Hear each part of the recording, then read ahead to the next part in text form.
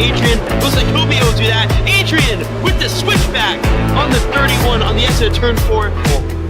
He's gonna be out of his corner. Ooh, Anthony's gonna shove him off the track. Chesko.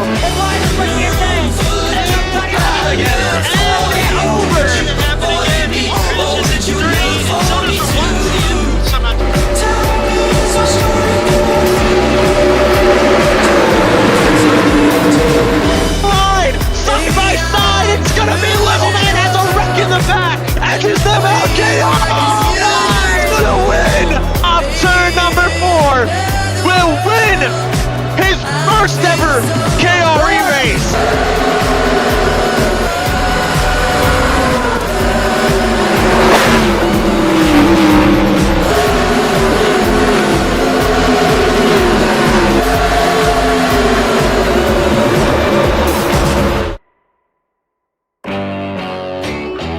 They just have a Fortunately,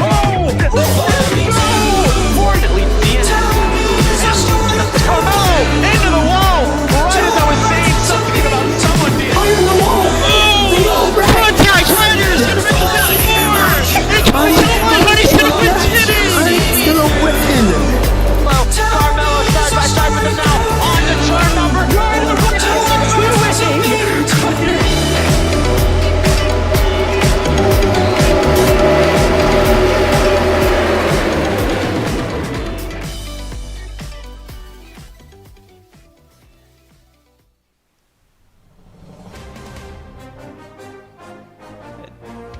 If it wants to come up. Hello? Hold on.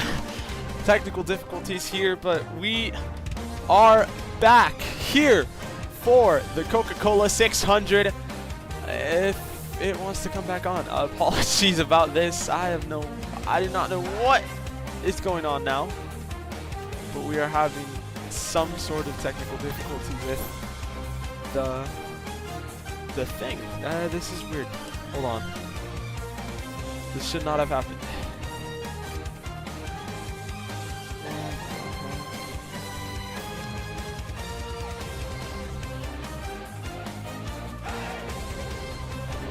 There we go. Sorry for that. The Coca-Cola 600. I am your main commentator. I am Marcus, and I'm here joined with Little Man, and we will be your commentators for this 250 lap race. It's gonna be a long one. But how you feeling, Little Man? Pretty good. We are in for the long haul. 250 laps around here. 37 plus second lap. It's going to be quite a long event and a race of attrition for everybody in this. Long haul. Let's go to our race info. Our race info is as is. We are in Charlotte Motor Speedway. We are in Concord, North Carolina. 250 laps, 375 miles, 12th race of Columbus Cup season. 14 cars qualified in the field, and your points leader, who did not qualify, actually got disqualified for only doing one lap in qualifying, is Kimi. And Corey is not even here, so that means this is Cut's chance to capitalize on whatever it is. But yeah, that's that. We'll go through a little short starting grid thing. Starting in first place, or qualified first, is Michael, the number 4. Second place is Billy. Billy's been having a lot of speed. Can he finally capitalize today? And if you see there, in third place is Just Ford 3. After being gone 8 weeks from all series, he has came back and he's here to try and do some damage on this track. But who knows if he's even going to be able to make it up to Michael. In fourth place is Napa, the number 56, who's looking to win once again. And fifth is Heg, and the number 77. Behind him is Gotcha Robert. Behind Gotcha is Dale Kaman. Behind Dale, Chesko with the number 31. And then there is your third place points finisher. If he can have a good day today, he will be on the fight and in the hunt for the championship. Right behind him is Jackson in the number 27. Behind him is Princed in the number 7. Behind Princed is his technically teammate, That is Grez. Behind Grez is Robloxian, my Truck Series co-commentator last week, or not last week, 3 days ago. And then last but not least, using his provisional is Fard, the number 13 Geico machine. That is your field. So it's going to be a long thing. Little man, any notes from qualifying or anything that you know about the cars mostly? Well, I think if anyone's going to be able to take the fight to Michael, it might be Billy, it might be Ford. I don't really know of anybody else that has the pace that could compete with Michael. He was well into the 36s with his laps. A really good lap here is 37 flat. I think the only other person in here that was able to set that may have been Cut, but Cut is pretty far back. I think the more interesting part about this race is how many stops are they going to take, how many pit stops. Based on my calculations, I think the life of the tires and the life of the fuel can get you maybe to a pit window of 40 to 45 laps. But if you're really wearing out your tires, you may have to pit a little bit sooner than that. If you can stretch it to that 40 to 45 lap window, I think this race is a 5-stop race, 6 stints. But 6 stops is possible, and it may even be a preferable strategy for some of these guys who may use their tires a little bit more. So it's going to come down to, I think, how you can handle traffic, how you can handle dirty air, how many stops you want to take. Can you be fast if you want to take an extra stop? I don't know what Michael is going for, but it'd be interesting to see if anyone takes that extra stop to compete with him. Definitely, and talking about competing with him, there's Billy up in second next to him. He's been showing a strong couple of races recently. Could today be his race? And just the one I've been really wanting to get to talk to is that 3rd place position. That is just Ford 3, freshly off of his suspension, and he's looking to try and put himself back out there for winning races, especially being one of the best drivers, I think, in this league. But enough glazing. I believe we get ready to go to the green. I'm not 100% sure. Was it green this time? I believe it is, now that they're doubled up here. Usually we'll go green right after that. Here we go, getting ready to the restart zone. And no, we're not, actually, because they said green this next time, but they doubled up, so it got me a little confused. Okay, they're not. Anticipation. Again, this is the longest race this season, 250 laps. That's about 3 hours. So way longer than the time for the other races. Escambia was about 2 hours long. Las Vegas was, I think, 3 hours, and that was one of the longest oval races. And it was like 3 hours and 20 minutes. But now this will take the cake for the longest one, and it should. Yeah, that's just the projected time. We haven't even seen how many cautions we might have, so this could really go well into the night. Let's not say that. You do us all. It just. I mean, let's hope not. I mean, you never know. It actually raced decently well in Escambia, but for a track where you have to be careful with the tire wear, with you have to manage fuel, it's crazy on the restart and restarts. So prepare to see a lot of side-by-side action today. Definitely even green light city. As we get ready to go to the green flag for the Coca-Cola 600. With that second race of this weekend to finish off this doubleheader of a weekend. We're green flag back in the air. We're continuing off where well, not really, but green flag.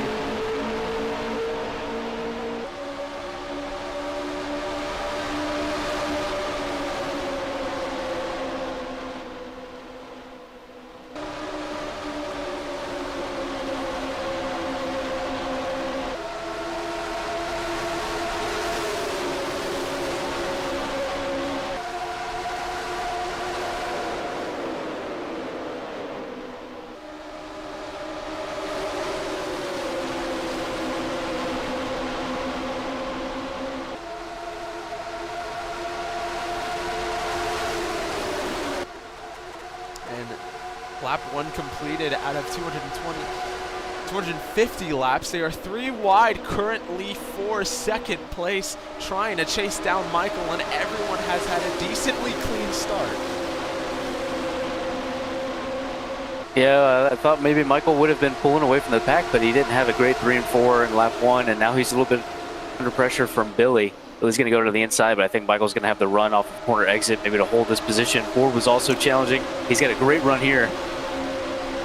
And he tried to make the move, but he's not able to go anywhere, so he's forced to push Michael, but that's Dale. Dale making moves. Dale, one of the drivers with a very bad reputation, currently not showing any of that in racing, in 3rd place, trying to push Billy, and they get single filed out, and he hits the wall, and I take everything that I said back.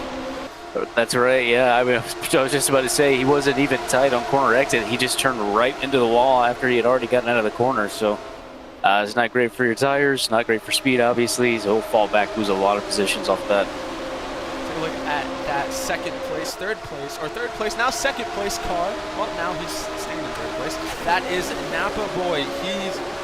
He showed speed last time in Darlington in the ending, but it was down to fuel strategy.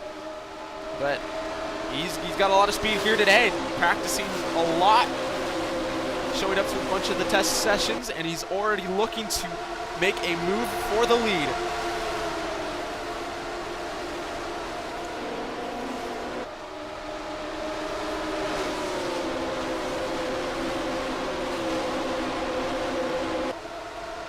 Yeah, Ford is showing really good pace right now. I don't think he put in a ton of practice, but he did have relatively good pace. And you know, even though Michael set some heaters in qualifying, it's not obvious who has the better race pace.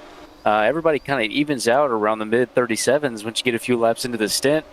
And since you got people battling up here in the lead, it's really anybody's game. And by the way, the guy that had a really fast time in practice was Cut, and he's made his way all the way up to 5th position. So that's a bit of a surprise to work through the field that quickly, but he's there and in contention. And remember, Cut is 3rd place in the points. He missed last week, or not last week, he missed the last race, which was yesterday. He's looking to try to make all that up with Corey and Kimi not being able to show up today, or Kimi being disqualified from qualifying, so definitely looking to capitalize here.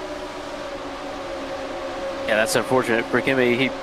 Even though he had a bad race last night, he was still able to extend the championship lead over Corey, and I don't know what happened with the lapse of judgment perhaps to not qualify in today, but he's really going to hurt on the points for that. At least maybe not to Corey since he's not here, but Cut will be loving to eat into that gap today. He's going to catch up Corey. This is going to help him so much, as mostly it is single file throughout the whole track and kind of being a little bit wide, and there's some like people trying to battle, as you see Michael going on the outside, making an insane move on Ford. Honestly, I've missed seeing these two battling.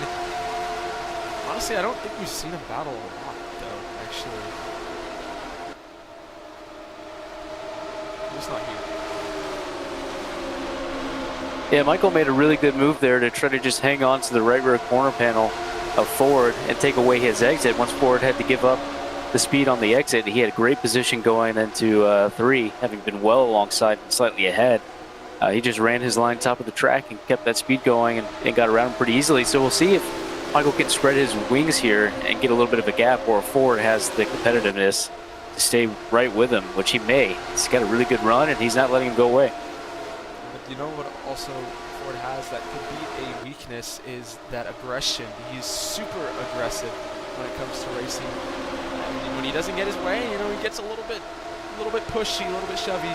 So you gotta hope that he can at least learn from that 8-week long break, that he can at least be decently good, but currently showing the same speed that he's always had. The number 83 Burger King machine.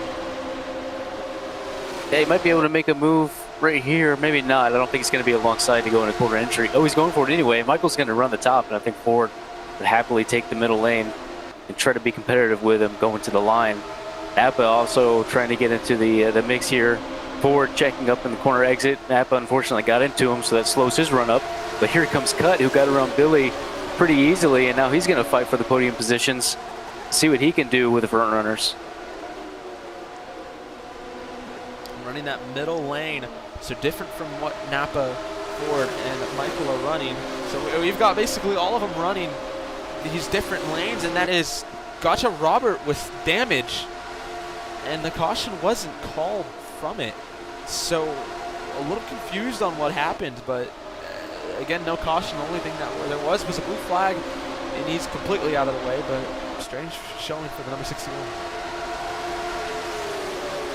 That's unfortunate for Gotcha.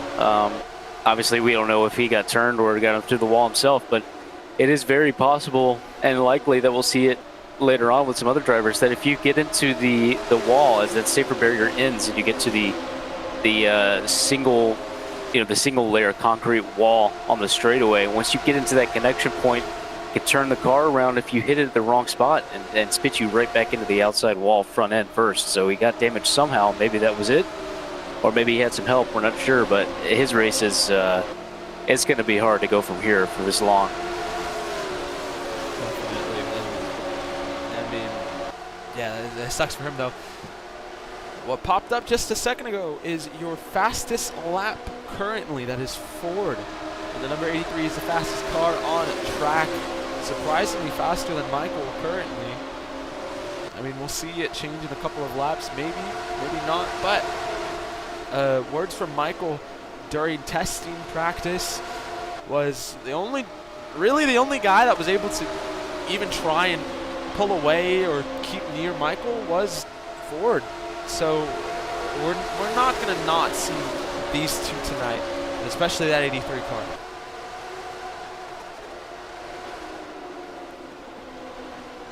It very well may come down to strategy if they're this equal on race pace.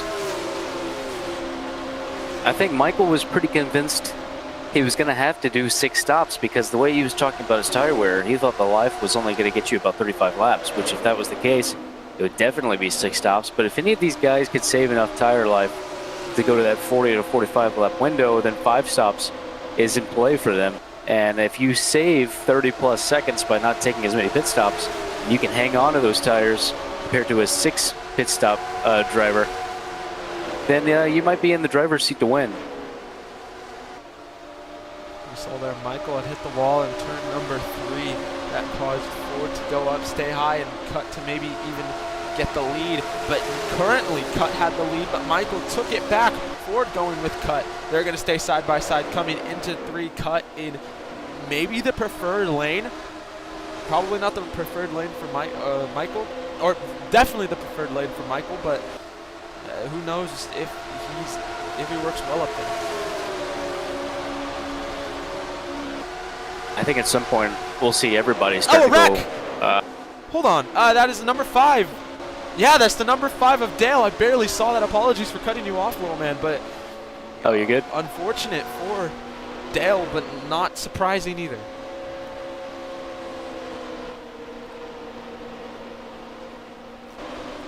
Yeah, very possibly could have been whatever, got Gotcha out.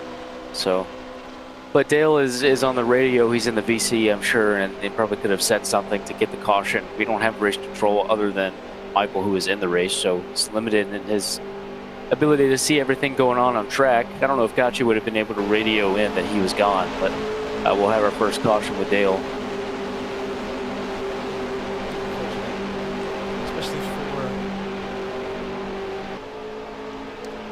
On lap 15, so that's the first caution of the day, and hopefully not many to come.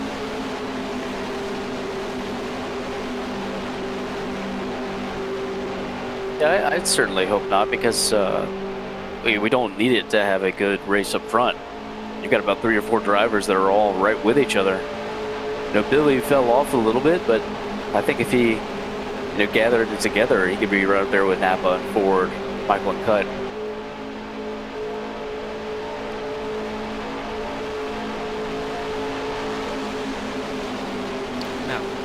Question here. If I'm one of the good drivers, what do you do? Do you pit or do you stay out? What's best? I think with how early this caution has come, it's not close to either of those pit windows that I mentioned. I'd probably stay out if I'm close to the front to maintain the track position, because the dirty air is difficult to handle. If you're further back, maybe more obvious to pit.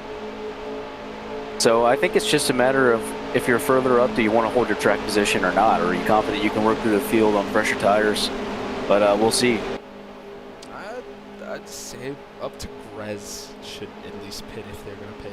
Whoa, what the hell? Everyone pit. Yeah, certainly if you're seeing everyone pit in front of you, then as you're further back, it becomes even more clear to come in. So I think once the leaders all made the collective decision to come in, the whole field was going to come in. Which is, there's really not a bad option at this stage in the race. You know, it's pretty much a toss-up, but it goes the same for everyone. You're not going to save a pit stop by pitting now, but you'll certainly make it easier on yourself to save your tires. Napa wins the race off pit road, jumps ahead of Michael and Cut. So another one to notice or to talk about, that's Roxon, who also made a jump. I believe was closer to the back. He made it to about 6th.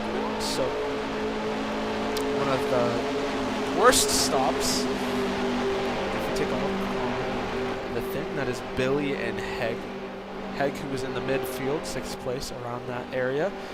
Now currently, I think 2nd to last, and then Billy.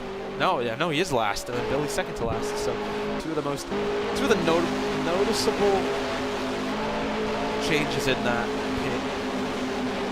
pit road. But for the most part, the front of the pack stays the same. Yeah, they probably just overfilled. You know, it's easy to keep 2 cans, 4 tires on selection when you go to the pits, but with how early this caution came out, you definitely would not have wanted that option. You wanted to save time in the pits. Possibly going to 1 can or lower, maybe even taking 2 tires depending on how much they worn through their tires. So I think everybody took 4 tires, but certainly people will save some time by not taking 2 cans.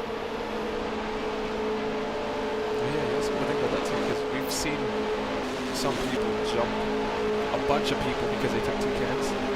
Or, I mean they took like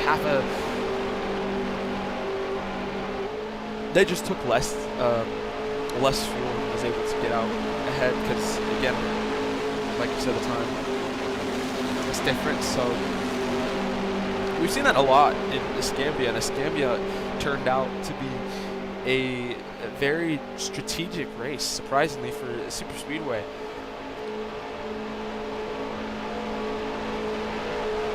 Yeah, it did, and good on DJ for having pulled out that strategy masterclass.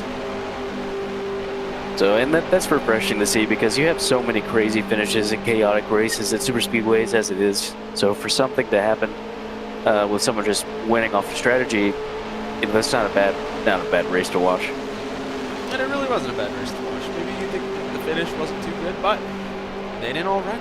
It was still entertaining, especially that battle for 2nd. As we get ready to go to the green restart zone. Here we go. Green flag back in the air. Napa has actually a very bad start. Michael might have just had a really good one.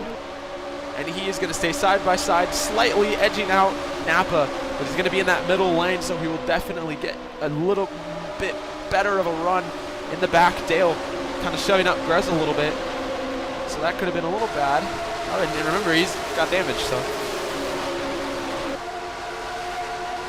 Yeah, you're basically sitting duck if you've got damage at this stage. There's only 2 cars with it. Everybody else is on fresh tires and a fully clean car, so you should see them blow right by anybody with damage. Press a little bit, but I mean, it's a, and take a look at 3rd place. That's our Bloxy, and I also want to mention it got really dicey there on turn number 4. Ford backed out of it and is currently in 6th or 7th place. No, he's not. He's actually 8th now. So falling back just a little bit, but everyone currently doing decently good. As I mentioned earlier, Cut was one of those guys that had that 37 flat, the only other 37 flat I saw other than myself in that first practice. So he's got the raw pace, and I think he's got a lot of consistency as well to try to fight Michael. So this is cool to see them going side by side in a 1 and 2. I think Michael probably has the preferred lineup here if he can stay out of the wall. Oh, that's about as close as it gets. It's hitting into the wall there. In the back, that was Chesko and Ford. Chesko had hit the wall and actually almost spun Ford out, was able to save it. A lot of battles happening right now.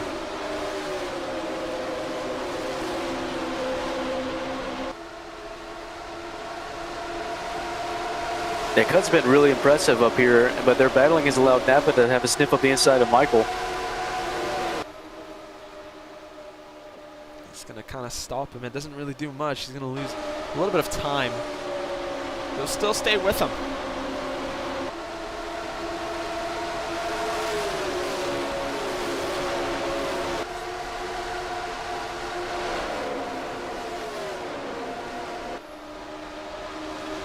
Surprised at how low they're running. I think maybe once you get a few laps into the stint, the middle lane becomes a little bit better, and then maybe even the very top if you get really, really late into the stint. But maybe, you know, maybe they're just having a better angle to get down to the bottom through both of these corners. But I'm surprised they're able to hold it at the minimum speed they're going. They're still just hovering right around the low 160s to high 150s. I think you got to be high 150s to actually hit the apron, mid 160s to stay in the middle of the track. I think I would probably be in the middle if I were at this stage in the race, but you know, who knows? These guys are really fast and they'll find speed anywhere.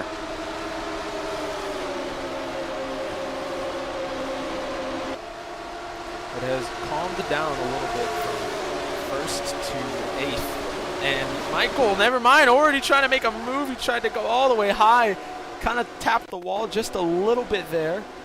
He's able to stay on the high lane, but he's going to get that run. But Cut is going to try and stop him. He stays side by side with him. He went in the middle lane. Still side by side. What an amazing battle by these two. As Cut's only win has been at a super speedway. He's looking to make that a little bit better by winning here at Charlotte.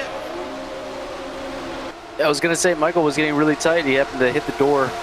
The right side door of Cut, and I think he was headed towards the wall, but he managed to keep it together. I lied, Cut once, twice. He won at Darlington, so I mean similar attributes, I guess. And there's Michael making the crossover. Oh, three wide. Napa squeezes in the middle. It was a pretty insane move by Napa. You know, you're still losing speed by having to cut back down and go so slow in the middle of the rotation of the corner for Michael to pull the switchback. Napa was just running his line the entire time that the front two were fighting. So insane move by him to hold it in the middle. Michael needs to take notes, especially on Escambia yesterday. That just worked perfectly though for Napa.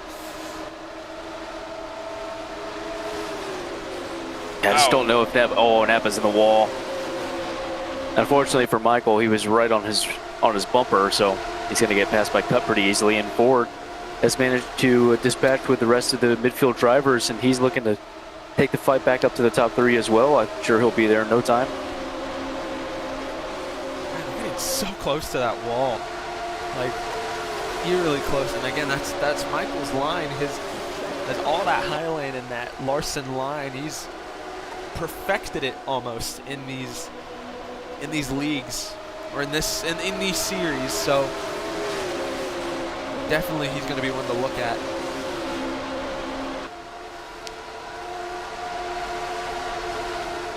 Yeah, I think that top lane will really come in handy for those who know how to use it as the tires get increasingly worn. They won't have the life to rotate the car all the way down to the bottom, and you'll have to really overslow to get across the track. So that top lane, for those who know how to use it, I think they will be better performers the later we go into the stint, but I'm not sure it's the best line at the moment.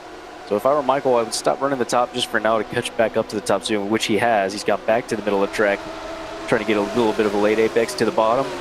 Since they're side by side, he should be up to the front, just probably next corner. As you see there, he still has the fastest lap, so I don't think anyone is competing with him on raw pace, but certainly in race pace, they've brought the fight to him, which is cool to see. I don't see anyone else doing what Michael is doing, running that high lane all around. So, I mean, he knows something. I mean, he literally knows something that no one else does, that no one else knows how to do. and you would have thought, but everyone's usually running that middle, a little bit higher. Like, no one goes that high as Michael makes a move. Yeah, he's done a good job of going high, and whoa, that is so close to the wall, trying to get to the right rear of Cut. He's got the run. I think he's still going to be able to challenge him into one. But yeah, Michael is kind of taking that late apex from the top of the track down to the middle to get a great run off of the corner, getting the power down earlier.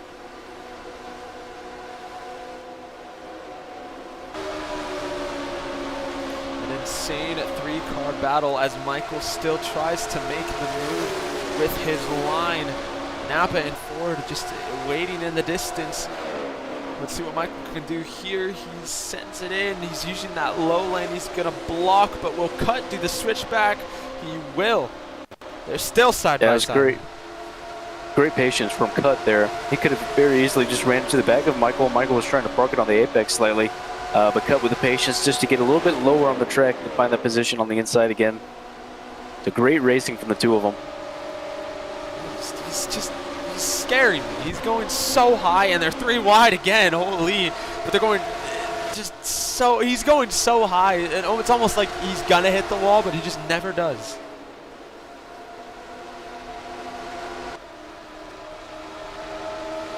We have seen in the past, though, that he's run the neck of the track around the outside for so long, and then at some point in the stint, he just tears up his tires by 1 or 2 mistakes being up there. So it's a high risk, high reward situation. If you're going to flirt with the top of the track, you can find speed, but you're always running the risk of completely tearing up your tires if you make a couple mistakes. So as always, he's got to be careful. Sometimes the pace is really beautiful to see, really tempting to go up there, but then all of a sudden you may be under threat once you hit that yellow stuff.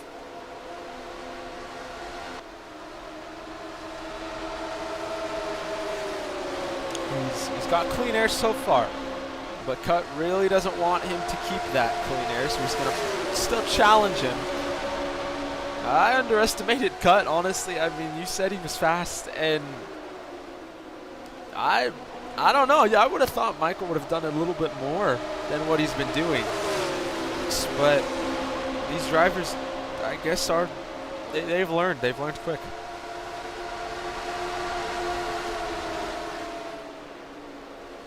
And to my surprise, Billy is not really up there with the top 4. I mean, he's leading the rest of the guys, but I thought maybe he would be somewhere similar to Cut at this stage of the race. And instead, he's just been dropped by the top 4. The gap as he comes across the line is 6 seconds. Yeah, a little bit surprising, but we'll see if he can pull anything together from 5th place. Well, he has been in that little pack with Printed, Chesko, and Heg, and they were kind of holding everything up. Like it was a long battle for 5th, 6th, 7th, and 8th. And as I said literally earlier, that I was surprised Michael didn't do much. He's doing much, and now he's pulled away 1 second.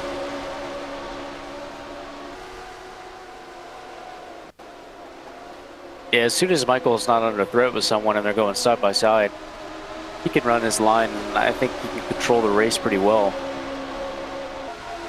But you never know. You never know when you have a fairly errant corner and then the guy behind you just nails it, and all of a sudden they're right back at your bumper. I mean, that's the way that this track goes, the ebb and flow of momentum. Again, if I'm Michael, I wouldn't be all the way to the top. I don't think it's the preferred lane when you're running by yourself in clean air. So I think Cut is loving the fact that he can get down to the bottom of the track without having to worry about Michael. Definitely. I totally forgot about that here, actually. One thing I want to mention was Robloxianus came out of pit road, I believe being one of our first pitters. No other reason. So he just came out, full everything. So do you think we could expect pitters now, or was that just a super early pit? Well, I think just about everybody came down during that caution. So even on the earlier side of the pit window, this would still be too early.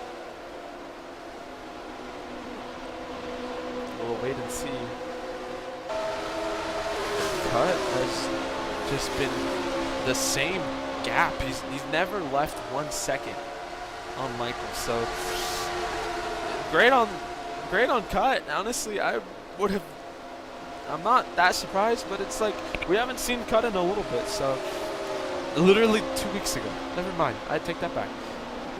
But just Cut, yeah. Yeah, the two of them have left Ford and Napa. Ford's gotten by Napa, so maybe he can do something with a little bit of clean air.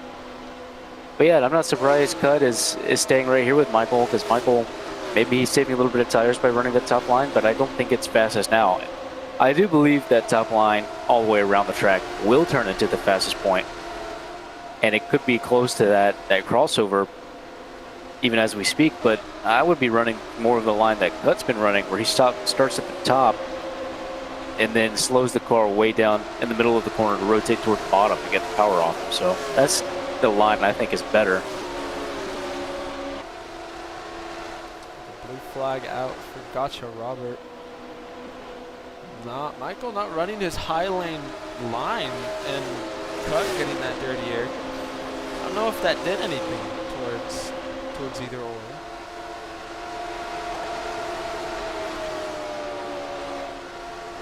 I mean, I think it probably did. Gotcha was in the middle of the track, Michael at the bottom, so I think that, he definitely had to slow more than normal, with his line being taken away by 2 cars in front of him.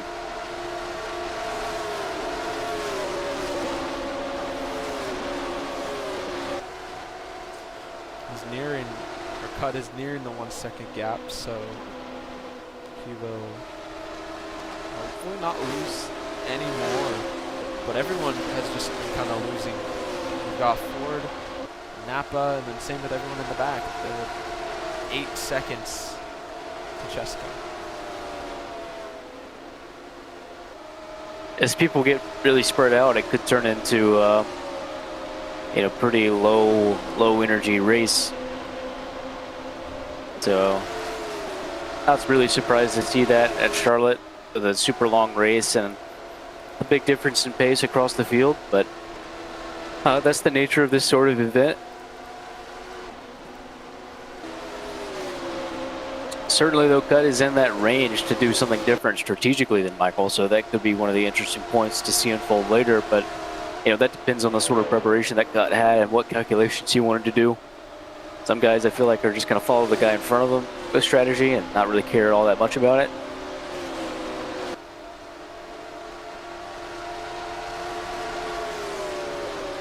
Cut last race, and he's actually caught up his he made up his gap a little bit more.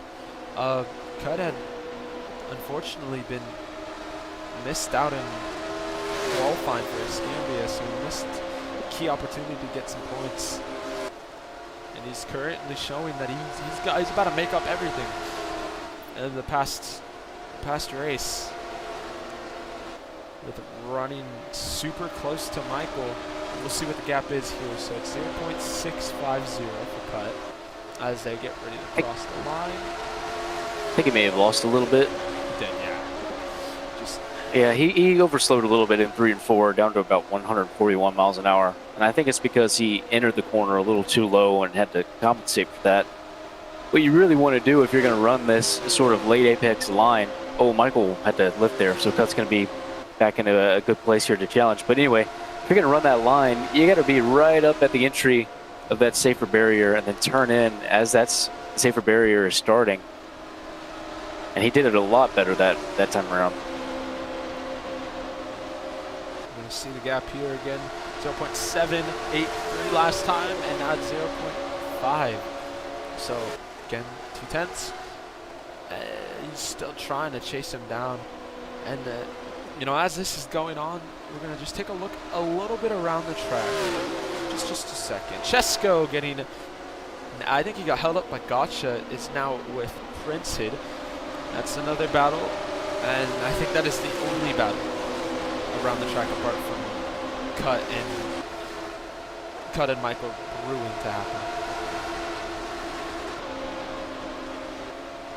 And the two of them, Chesko and Brenna, got by Billy, who is now under pressure from Robloxian. So You know, Billy was already kind of falling back into the clutches of this part of the field, but now he's been held up by Gotcha as well on corner exit, so Robloxian is easily by him.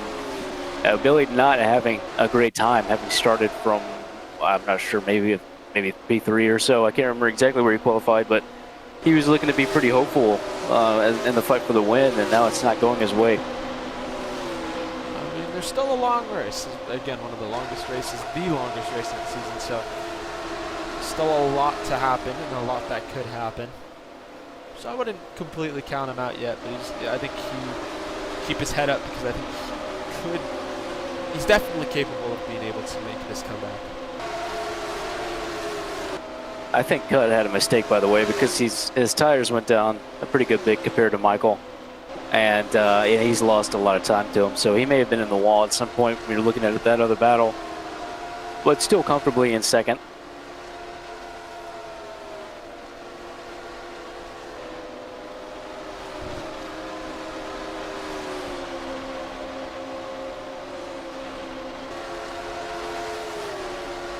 And Michael's going to make his way to Dale. He'll be the second lap car in a little bit.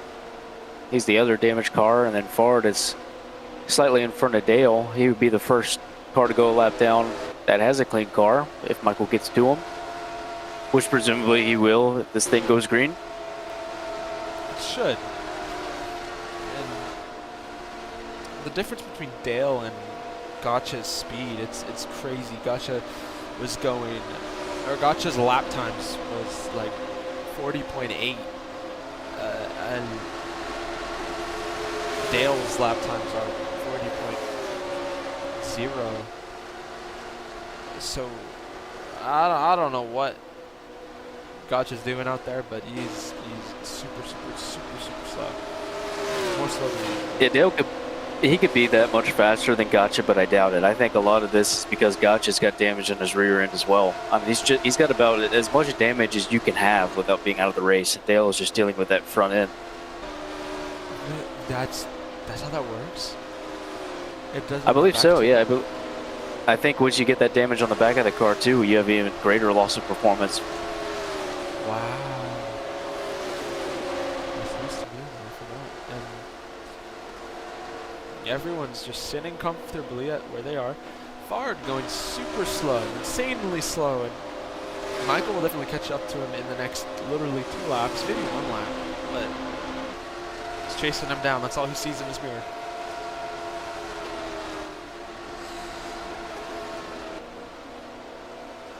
We are certainly well into the stage where I think the top line is probably the preferred line, so I wouldn't imagine Cut would continue to eat into the gap the way he was earlier, especially after whatever mistake he had took place. But this is where Michael really starts to pull out the gap. He just runs his line so consistently. He runs the preferred line up at the top of the track with worn tires, and as long as he doesn't get into the wall, I expect him to continue to just spread out the field here, be more and more comfortable. Vincent came out of pits a couple of laps ago, and if I'm guessing that is Fard who is going into pit road, he's going very slow. I don't know if that's he's trying to be a very respectful lap car, or he's going to retire soon, but I guess we'll see soon. Yeah, this is about the stage of the race where you would take your first green flag pit stops if you're on the earlier side of the pit window. So just about everybody would have pitted around lap 15 when that first caution came out. So at this stage, you've gone about 35 to 36 laps, but if you're on the I'll just call it strategy A, if you're on that first strategy where you extend the pit window a little bit, you'd probably go about 5-6 more laps, I think, before you came in. Talking about another couple people, that is Jackson, Grez, and Gotcha, who Gotcha made a pit a couple laps ago, or a lap ago. It's Grez and Jackson now making theirs, so we might see a lot more people.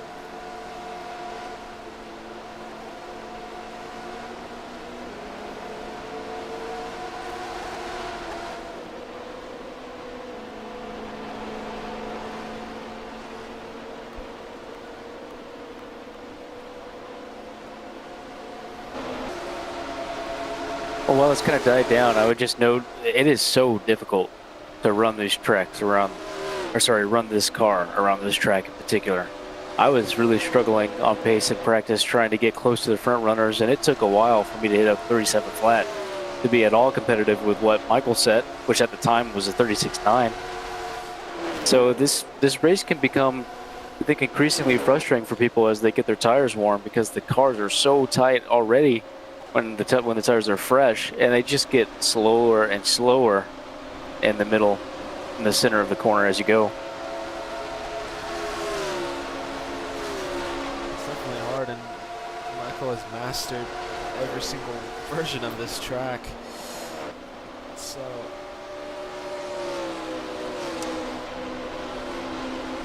I mean, I'm not surprised we haven't seen anyone else come into pit road, but what do you think their strategy is? I think they're just trying to run a little bit longer and be closer to what the true pit window would be, which is probably about 40 to 45 laps. So from lap 15, you're looking more like 55 to lap 60 for your first stop. First stop, I mean, as far as green flag stops. You know what that means for the projection for the rest of the race, I'm not sure. I'm not sure what all the math is on it, but I still think 5 stops is still in play for everybody, with the exception of that first stop under caution. Napa had given the pit road with flat tires, so stretched it a little too much. We'll go onto the GUI. We'll see what fuel and what tires are. Michael with a 2.4 gallon car and 20.8% tires. Cut with 2.8 gallons and 19% tires. Ford with 2.9 gallons and 17% tires. Chesko with 3.2 gallons and 17% tires. So yeah, they're all around, and I do expect them to pay maybe 60.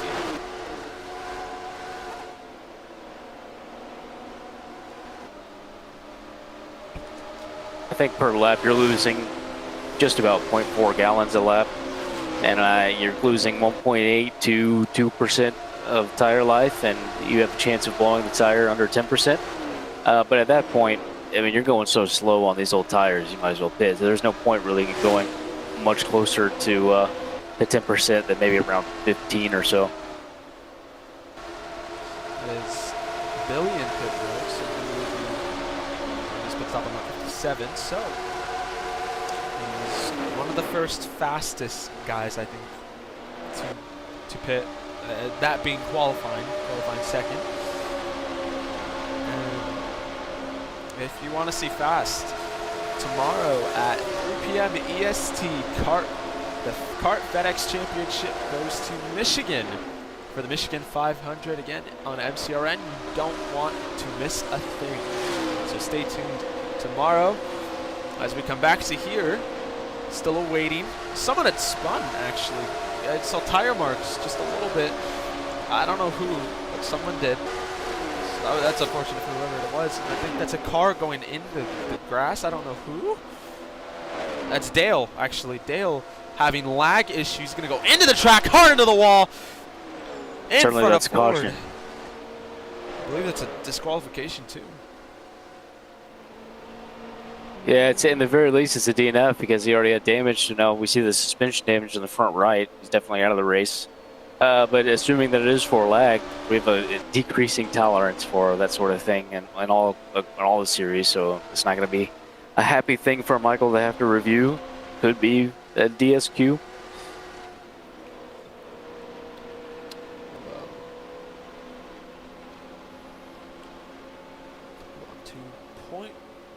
To point out that rule, actually, there was a ruling about it. If I can find it, hold on. Lag wrecks that cause cautions now result in a points penalty and a disqualification unless proven otherwise. And that was clearly a lag caution, so unfortunate for Dale, but he doesn't really show up. This isn't his series, so. And what is he doing? I don't know. Why is he still here? Yeah, I was going to say, as we were talking about that, he's despawned, I think, and then respawned the car, is back in, and sliding around in front of the pack as they go under pacing. Oh.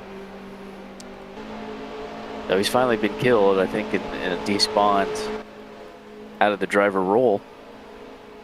I know the message was a DNF, but I think on review of what happened, it will probably be a DSQ in the final analysis. As the rest of the cars catch up to the field, Dale is your first DNF, but I want to also talk about how Chesko and Heg made one of the best stops ever, where they pit very, very close to when the caution had came out, and Heg and Chesko will be the first guys with at least decently fresher tires. Thank God we changed the rule on being able to pit under caution, because anybody that would have gotten that magical pit stop number right before the caution would be sitting in the obvious winning position, because they would have saved the pit stop. But now everybody will be able to pit under caution to be right on schedule with them. Yeah, that was such a strange rule to me. Like, Martinsville was so silly too, especially with people abusing that rule, going into pit road illegally and then coming out and being able to get their lap back because of the drive-through, and then a caution coming out. Like, and I know I abused it too for the Nationwide Series. I think the same with Michael. I don't remember it, but it was not a good rule, and I was very confused on it, and I think many people did dislike it. So yeah, I'm glad that's gone though. There were all sorts of tactics to play with that rule, not being able to pit under caution, and in a lot of cases taking the punishment for pitting under caution anyway. There were all sorts of games, but the whole idea was that you wanted people to have to pit under green flag because it was an aspect of the racing that was missing with how many wrecks we were having. But as people have cleaned it up a little bit and effect green flag pit stops anyway, I think now we can bring back pitting under caution and get rid of those games, which is, I'm certainly happy to see that. I think most people would be. There's a little incident in pit road where boxing kind of sent it into pit road. I don't know who he was racing, but smacked into the backup Ford. I believe lag, so my guess, if he has some sort of clip, he's going to protest that to potentially be able to be fined. And I want to also mention Heg, in a very smart move by Heg and Chesko. They took very less fuel and very less tires so they can get full tires but still be ahead of everyone, apart from staying out with like 5% off.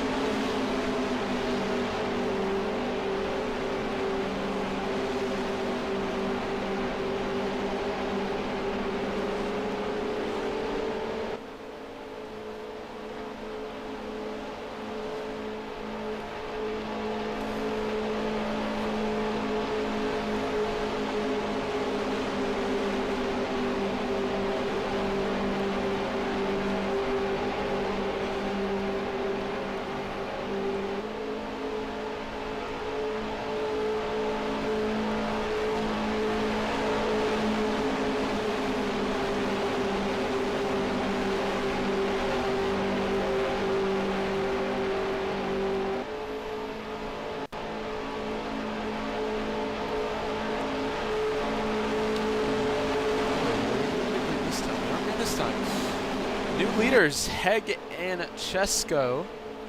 Heg, one of those MRCL refugee drivers, currently doing some good work in that number 77 pink and white unsponsored car. You know, something similar to yours, little man, in the Truck Series. Yeah, I need to fix mine a good bit. There were some problems with that, but yeah, we'll get it together. Lucky there's no MCV Designs.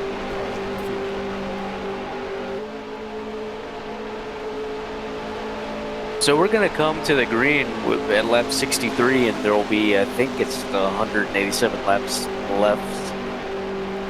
But I think what you'll be dealing with is trying to split up the rest of the race in 4 stints, 4 to 5 stints. So 3 or 4 stops is going to be the question. Do you take 3 stops? Can you save the tires and fuel enough to only take 3 stops?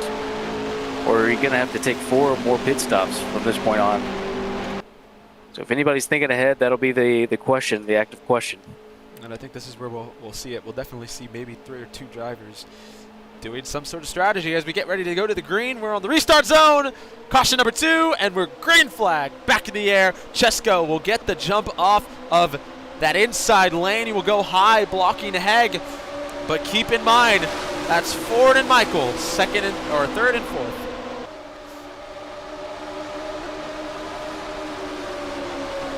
This will be the first time that Chesko has any clean air, and he doesn't have pace, you know, to ignore, to neglect. So this will be interesting to see if he can do anything with that clean air, or if Michael will dispatch with him. But that was a very aggressive move from Michael to shoot down the inside there of 3 and 4. Oh, 4 wide. Oh, 3 wide. yeah, Michael, he was wisely backing out of that. I think they could have done it. Oh my God, they're gonna do it again. Holy, 4 wide. Here they come. Heg trying to get past. They're staying 3 wide. That's Ford, Chesko, and Cut. All trying to get this lead. They want a feel of it. Going into turn number 3. Still 3 wide. Now they'll go back to double file. Ford and Cut now lead the pack, but now Chesko's going back down. Michael maybe gonna look for a move. Oh, Michael my spins. goodness. He's gonna get damaged. I think Oh, he no. is. Yeah. Oh no! I gotta go back. I'll have to go back and look at exactly what happened, but I think Michael was trying to get to the outside of someone with how fast he came off 3 and 4, not realizing that someone was at his right rear corner panel, and then it would have spun him out. It's horrible. Yeah, I don't know what to even say about that. That sucks for him, though. I mean, the strongest and fastest guy on track just got out because of that. And looking back on the replay that I have, Marcus, that's exactly what happened. He came off the corner so fast and didn't want to push whoever was in the middle of that 3-wide fight for first.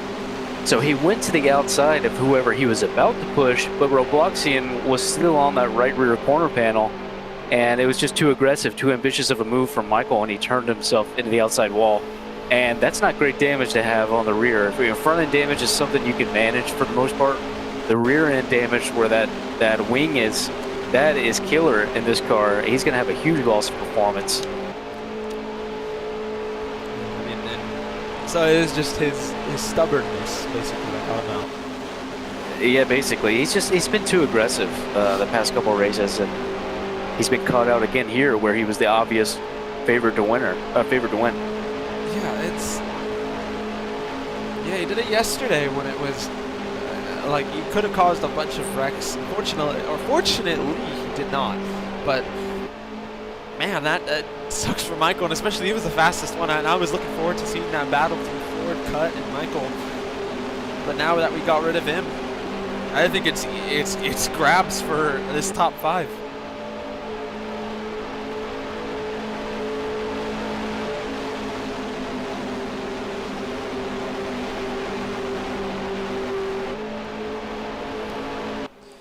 And you know what?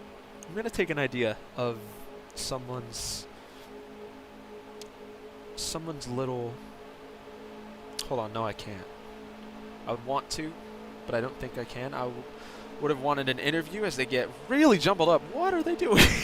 They're like snaking in pit road. But what are they? Yeah, what?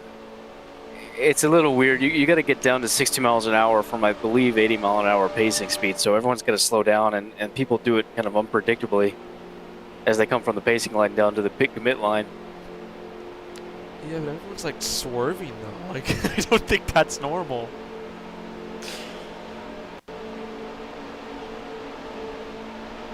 Oh my God! What about a 4th place? I believe. Yeah, looks like that would have been 5th place, but yeah, that was huge. Chesko coming out 4 wide in front of Cut Napa and the 27 at Jackson. Michael all the way back in the pit road.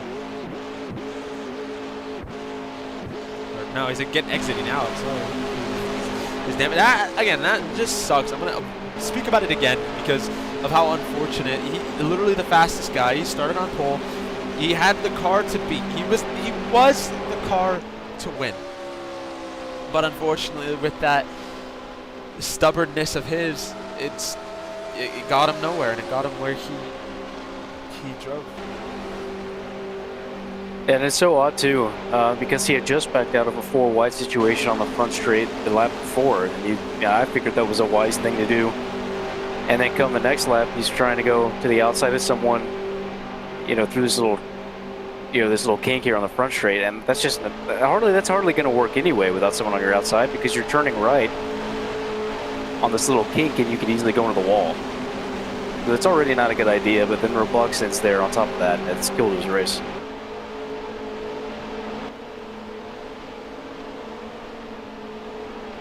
Everyone getting in their lanes.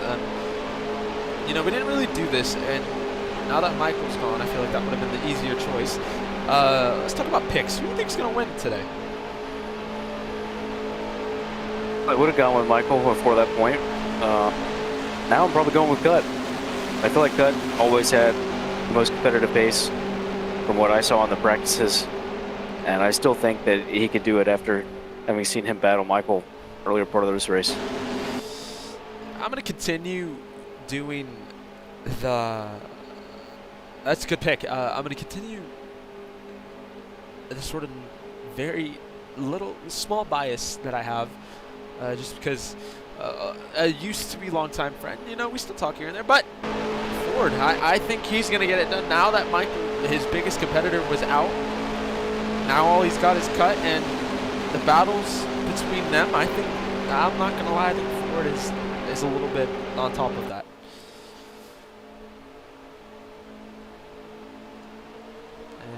Green flag, back in the air, lap 69, and that is Michael. What? Okay. Yeah, he would have really, he would have been really playing the gray area of the rules to have taken that run all the way around the pack. But I think he correctly backed out of that run. That was funny.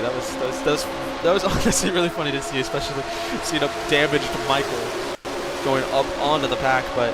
Going back to the lead, Ford now going on ahead. Robloxian leads though, as it's gonna get a lot more chaotic and still chaotic. That's Billy. Billy is back, by the way.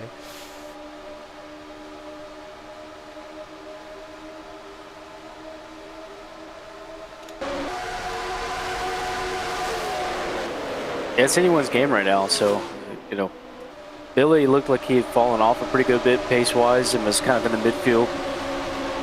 But he's one of the faster guys, and I think that now he's got a second opportunity. He can do something with it. On board with Chesko. Take a look and hear these beautiful cars.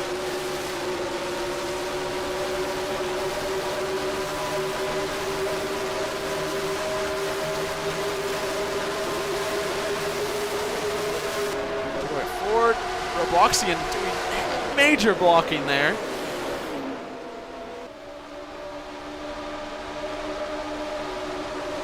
Can I just say the cars sound amazing when they go off throttle now. That was a change that was implemented, I believe, just today. Michael was experimenting with that. But when they go off throttle and they have that engine braking and we hear the hum of the engine through the corner, that's really nice. You know what? Well, let's see what happens actually real quick. They stay 3 wide, Robloxian kind of contact. We're going to go take an on-board thing with Cut for at least 2 laps. Take a listen, and we'll go full volume. Lower your volume. You got one warning.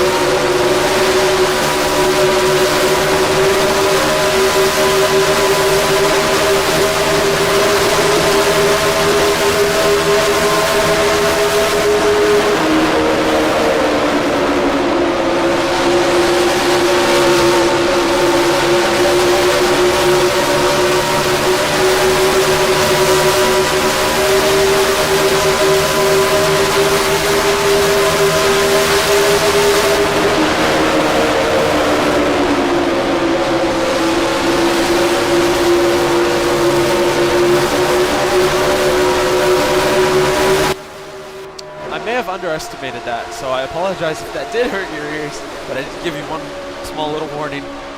Should have been a little longer, but Cut remains in 5th place as the field single files out. High news. Wow. That was awesome. That was amazing. We'd love to hear it. You know, there's one thing I want to note, and that is Michael. He has stayed relatively close to this pack, even with that damaged car. Oh, a wreck in front of him! How ironic! But Fard had hit the wall. I believe that little wall like thingy that came out, but he's able to save it. But very strange. Yeah, we've talked about it before, but when that safer barrier ends and you have the single layer of concrete, if you come up on corner exit, just clip your right rear into it. It'll turn you around. I think that's what happened to Gotcha earlier in the race, and Fard, I think, got away with one without a damaged car after spinning.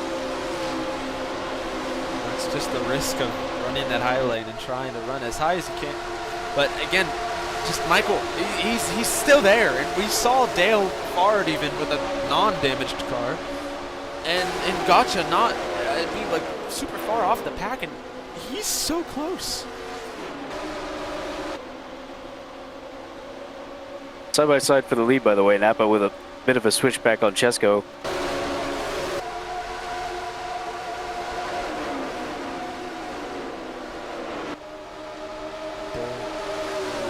And that's allowing Ford to start closing in. There's a couple battles in this pack, or in this front place. There's Napa, Chesko, Cut, Robloxian, Billy, and that is Grez, I think. Yes, Grez.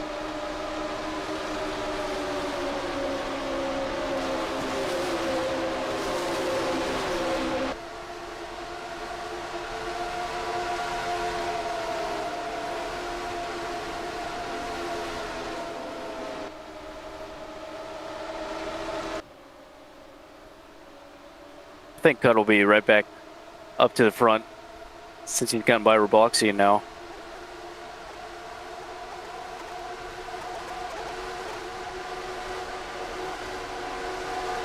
Cut in that Snowman Schemes custom, the Snowman custom diecast car. We don't see a bunch of those around anymore. One of the Ford was one of the drivers. He has a scheme planned, but is not running it today.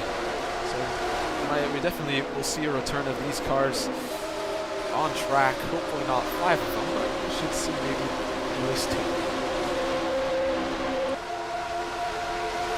Michael's actually gotten past Jackson, so there's something to see. The damaged car getting past the 27. It's definitely faster than those cars. I mean, you saw it there. Jackson kind of hit the wall a little bit there.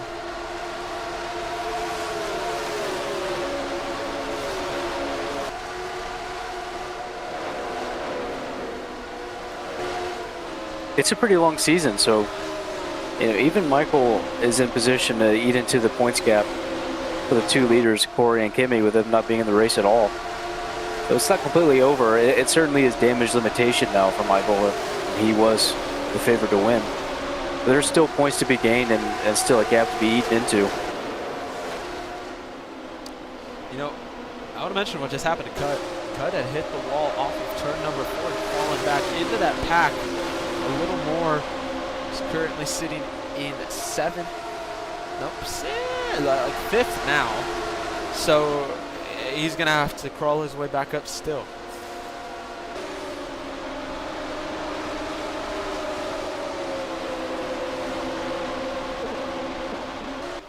Yeah, and he's racing 2 guys that are not going to make it at all easy on him. I haven't talked a whole lot about Grez. He's not exactly slow, but he's just kind of been sitting in the midfield the entire race. The boxing was into the wall in front of him, so he'll be right back in this battle as well. That's what Grez usually does. He doesn't do much in the race, but then at the end he either surprises you or you get where he does what he's expected to do. But I'll talk about a car, or 2 cars behind him. That's Michael and the number 4. He's making passes. He's pass sprinted. Now he's on the inside of Heg. If everyone battles enough in front of you, you can do something with a damaged vehicle. It's not fantastic. It's not like you're losing performance in the corner, but you're losing performance in the straight. But you can still do something with it.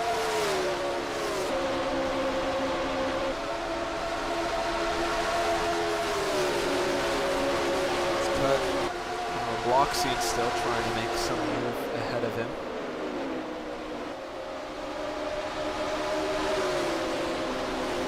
There's Billy.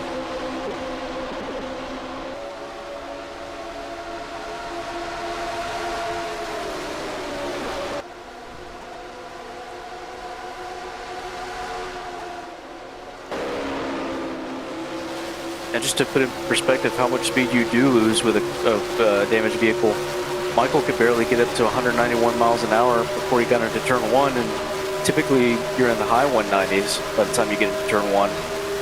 Whenever you're on pressure tires, that is. People are probably in the mid 190s. If you're getting close to around halfway wear on your tire. Oh, Michael just shot into the back cut, by the way, to get around him.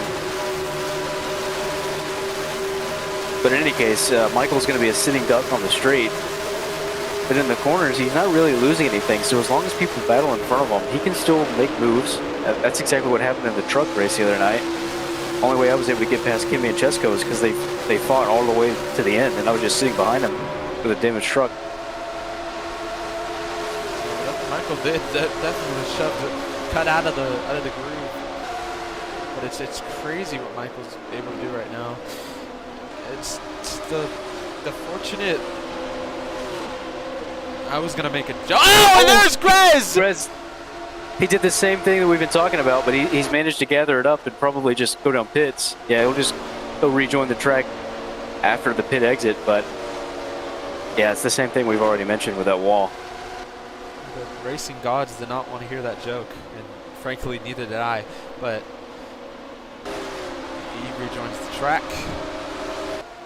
And the race goes on, but man, that was a jump scare. That these jump scares that keep happening with these cars, especially with the dudes we're talking about in front of them, or the dudes we're talking about now, like it's crazy.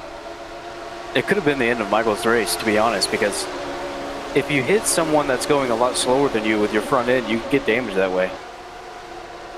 We saw that on in Escambia with Kimi, and Michael was involved in it. Michael got turned by Corey, which debatable what happened there, and Michael went down, slid sideways, and went a lot slower than obviously Kimi and Corey. Kimi came hitting into him in his front left tire, and Kimi got damaged, and that was the end of his day. Oh, into the wall, and cut two.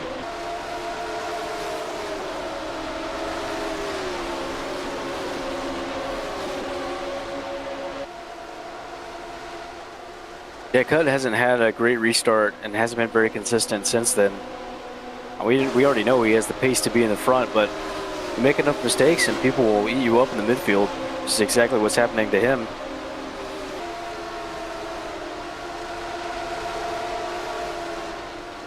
Ford, I think, probably had a mistake. He was only half a second off of the lead from Napa. He's going to be closer to a second or greater here. Oh, almost 2 seconds. So Chesko is kind of sitting in the wings, ready to try to pounce him forward if he makes another mistake. It's good pace from Chesko. I didn't expect him to be in the top 3, but that's kind of how things have shaped up. Chesko's fast, honestly. I didn't see him in the top 3 when Michael was not damaged, but I think Chesko definitely has it. You got second or third? Fourth? Hold on. Apologies, I am going to get this little thing pulled up. Chesko had, I was right, second place in a photo finish with Roger, and so he's got some strong showing, especially in the Truck Series 2. He's got some speed, but he makes too many mistakes. That pressure always ends up getting to him. But could today be the day? He's got to go through some heavy hitters, though.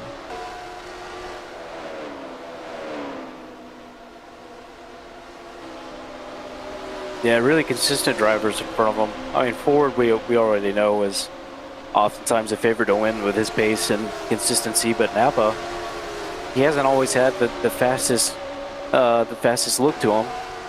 But if he's found himself in clean air and in the lead, he's managed it extremely well in races prior to this, so he's going to be hard to get around.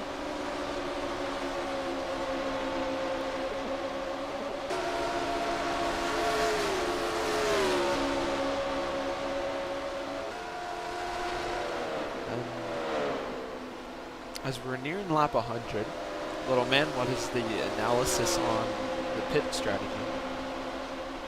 I think you wouldn't go much further than a lap 105 before you pit again. So I would expect 100 to 105. Maybe the earlier pitters would be 95 to 100. And yeah, I think it's probably 100 to 105, and it still looks like you got to go 4 stops.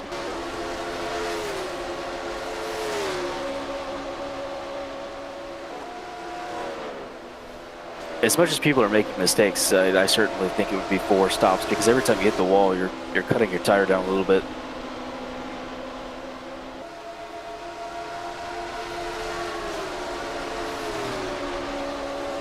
Ford's going to cut up that gap against Napa, so he will be slowly catching up to him.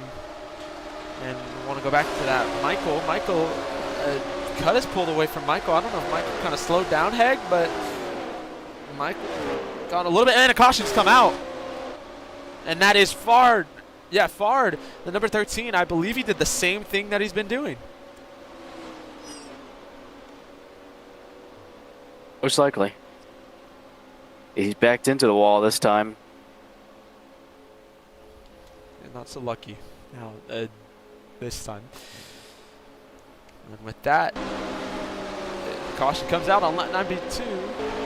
So, what do you think will happen with the strategy? Oh, and Princeton spinning on a caution. He's going to go into cut. That could have been horrible, but carry on. I think everyone's pitting. I think you're low enough and you're close enough to the pit window that you pit anyway. Even though it may not be exactly when you wanted to pit, to try to continue on with what would have been your green flag stops. I think you pit anyway, and you look for 3 more green flag stops after this caution. Alrighty, and with that, we will go on break for this caution. We're reaching lap 100. We'll be right back. Again, you won't miss a thing.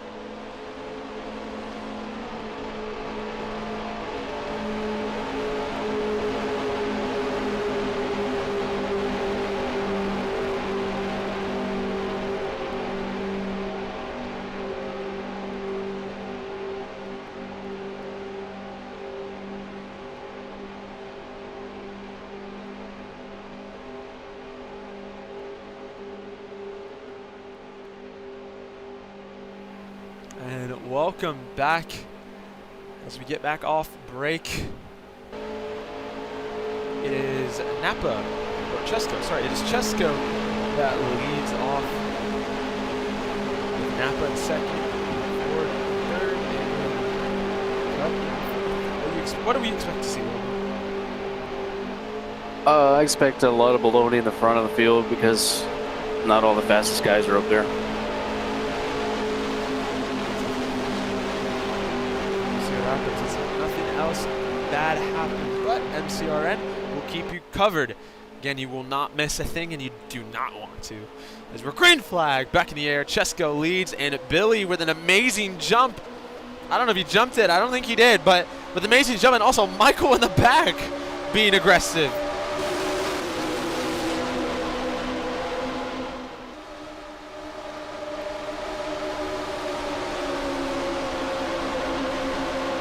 This is where you make hay if you're Michael, because everyone's packed together and battling, so certainly he needs to be aggressive. Billy's in the wall. Oh, everyone's in the wall behind Billy. That was terrible. And I guess that kind of made it less packed, except for this middle pack that's cut going past Michael. Napa going past Printed, and they're trying to get single filed out, and Michael all the way up to P5. That is crazy what he is doing with that damaged car.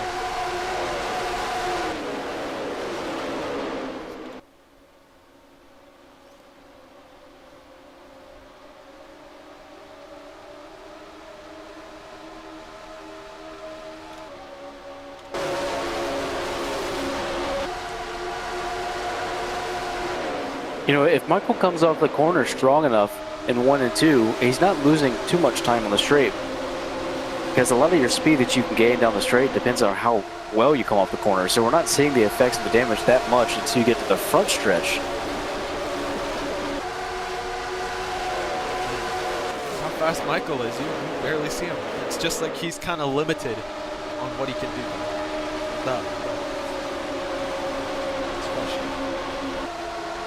In some ways, it can make you a little bit better. You know, if you don't have as much entry speed compared to the other guys because of the damage, you can kind of control your line a little bit better in the corner. That's certainly what I felt was happening with the truck race at Phoenix. So maybe a slight, advantage as far as just being able to manage your handling in the corner. But, if anybody would just run their line as well as Michael, they would do away with him pretty easily, but Michael was just that much faster. So with a damaged car, it hasn't hurt him all that much. It's crazy though. He's still battling with cut like he was when he had a very clean car. Roxy is gonna make he's gonna make it 3 wide now. Oh, Michael sends it in a little bit. Cut's gonna slide up and try and hit him into them. They're gonna stay off the wall, but he's gonna have to back out of it. Cut or Robloxian and Michael side by side now, and Robloxian gives him the shove. Yeah, I don't think Robloxian would have appreciated Michael having cut down so far in the middle of 3 with them 3 wide. But Robloxian can't get away because he's had a bad line there in 1 and 2, and Michael's right back to his inside.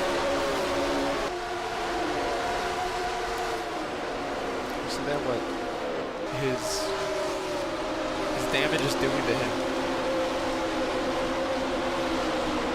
Now, you know what? Actually, I have a question. Do you think that now with that caution, everyone pitting, we're back on the original strategy if we went green the other way?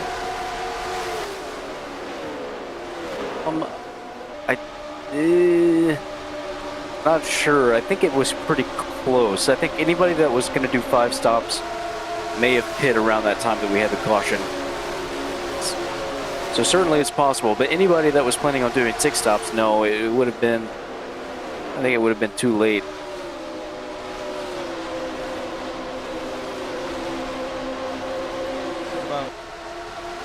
First place Ford takes the lead off Chesko. Again, want to remind you guys that Ford, he's back off of his 8-week suspension after shenanigans that had happened at Watkins Glen with F1 Kai, and also discharged too because he's back off suspension. His first race back, and he's definitely showing what everyone has missed.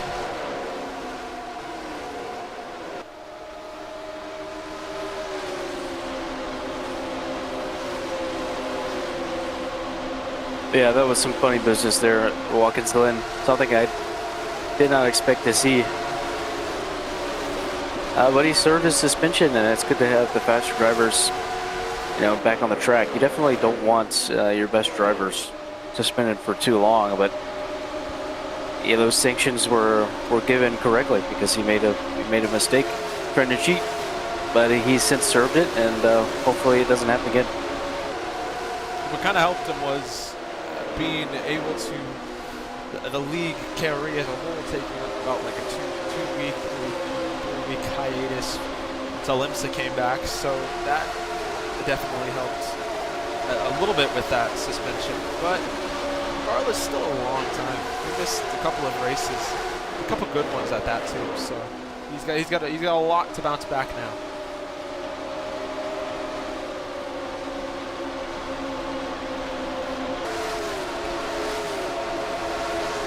And Cut's certainly frustrated behind Michael at this point. I think Cut has more pace, but you have to deal with his dirty air, and he's been having to deal with being pinned to the inside anytime that he's been able to challenge Michael. And Michael has just really done a good job of prioritizing corner exit speed just about every time. So he's running consistently, and top 5 is in play for Michael.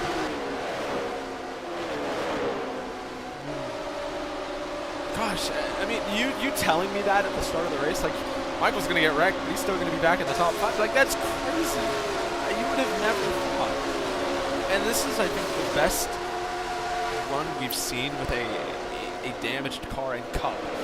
Obviously, you did basically the same thing in the truck race in Phoenix, and that was the first time I've seen that in trucks. So it's very new and strange, but I think this gives you, I guess, hope.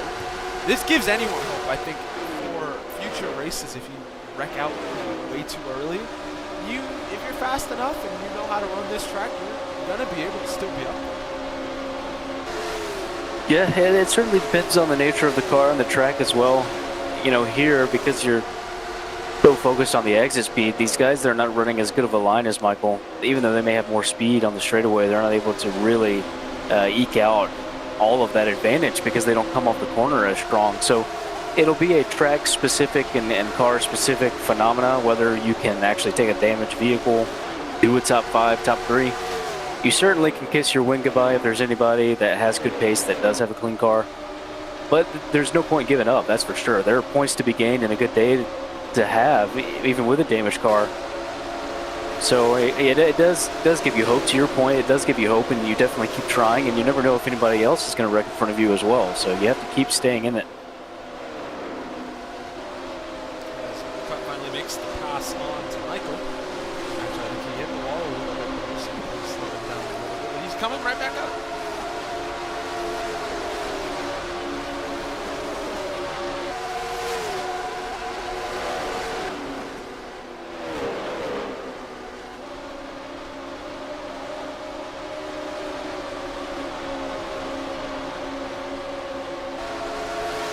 After Cut, this is where you really got to get away from Michael. You got to run a couple of clean qualifying laps and get out of a threat from him, because you need to go challenge those other clean cars. Certainly Cut has the pace to be up there. But, Michael is right there. Michael hasn't gone away, so he may be under frustration here pretty soon. We got a pitter, and that is Princeton. Well, it's a little early, and from what I am aware of, in what I believe Street shot, blocks him, by the way, at the wall just now, so it's a little bit more. That's the right Cut and Michael catch up. But going back to Princeton, he was running that turn 4 super odd and had kept hitting that wall. He could have done what Bard had been doing and potentially gotcha. So luckily he did it. He kept hitting the wall a couple of times, too many times. Now he is forced to do a long pit. So unfortunately for him, though. Yeah, it's definitely off schedule. So that'll be something to be aware of. The further you get into the race, he'll certainly be doing an undercut for the time being, but it'll come back to bite him being off schedule this much.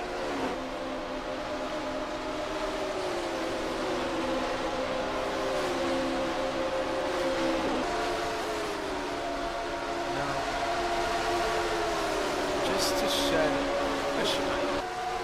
Very soon. But there's still a lot of racing to go. And still much more to come. You never know what could happen, especially with the cautions. But are you surprised at all about how many cautions we've had already? Is it what you expected, or less what you expected, or did you expect more? What do you think? I think it's about right where I expected. I was thinking maybe there'd be a few guys that hit the wall on the exit and spun around. That's basically been almost every caution, with the exception of Michael's incident. And he turned himself on the front end of Robloxian. So I think it's just about where I thought it would be, because this wall can turn you around so easily. And in that sense, it hasn't been all that surprising of a race, with the exception of Michael not being in the front. Ford has taken advantage of the fact that the few competitors that can run away with this thing is now out of his way. So his return back to racing in the series is going as well as it could for him.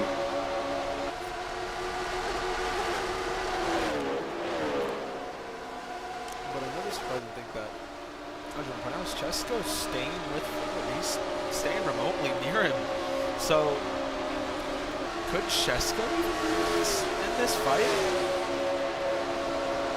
It's definitely possible. If he's found something with pace, as we've gone well over 100 laps now, then he can do it. You can evolve during the race and find places of grip, find some different turn-in points and braking points that'll give you some more pace as you run lap after lap. So it's completely possible that Chesko has adapted and found some pace from running behind the leaders for so long. And it would be nice to see him take a challenge to Ford. I think that would be really entertaining. I say that he kind of Oh, but he's in the wall. Yeah, it's everything I say. I swear. I've seen this has happened a couple of times already this race, and it happened now. So, commentators' curse strikes a little more with Chesko, but man, he's lost a lot of time now. Yeah, by the way, Brennan has just stayed in his box, so perhaps he had to go AFK or something, but plans to get back on track multiple laps down. I'm not sure, but for now he's going to sit there stationary. Last time I saw that was Dim with him wanting to eat food. Yeah, that's right. Parked it and started eating. It was a steak, I think. Don't remember too much, but that was pretty funny moment by Dim. Speaking of Dim, serving his suspension from the Truck Series race, intentional wrecking in a sanctioned KRE race. Oh, and Michael shoved up Napa into the wall that popped him up. If I was Napa, I wouldn't be too happy about that. I certainly wouldn't. There was not enough space for Napa, and he's had a frustrating middle stint here from the restart. So, by the way, Michael, however he did it, he got back by cut and then was fighting Napa before putting him to the wall. But now Michael is in a great position to maintain his top 5. So, yeah, that sucks for Napa, but Michael still showing that he's the class of the field. A little aggressive on that move on Napa, but yeah, this sucks. It sucks to be a clean car stuck behind a car that you know you can be faster than, but just can't quite catch.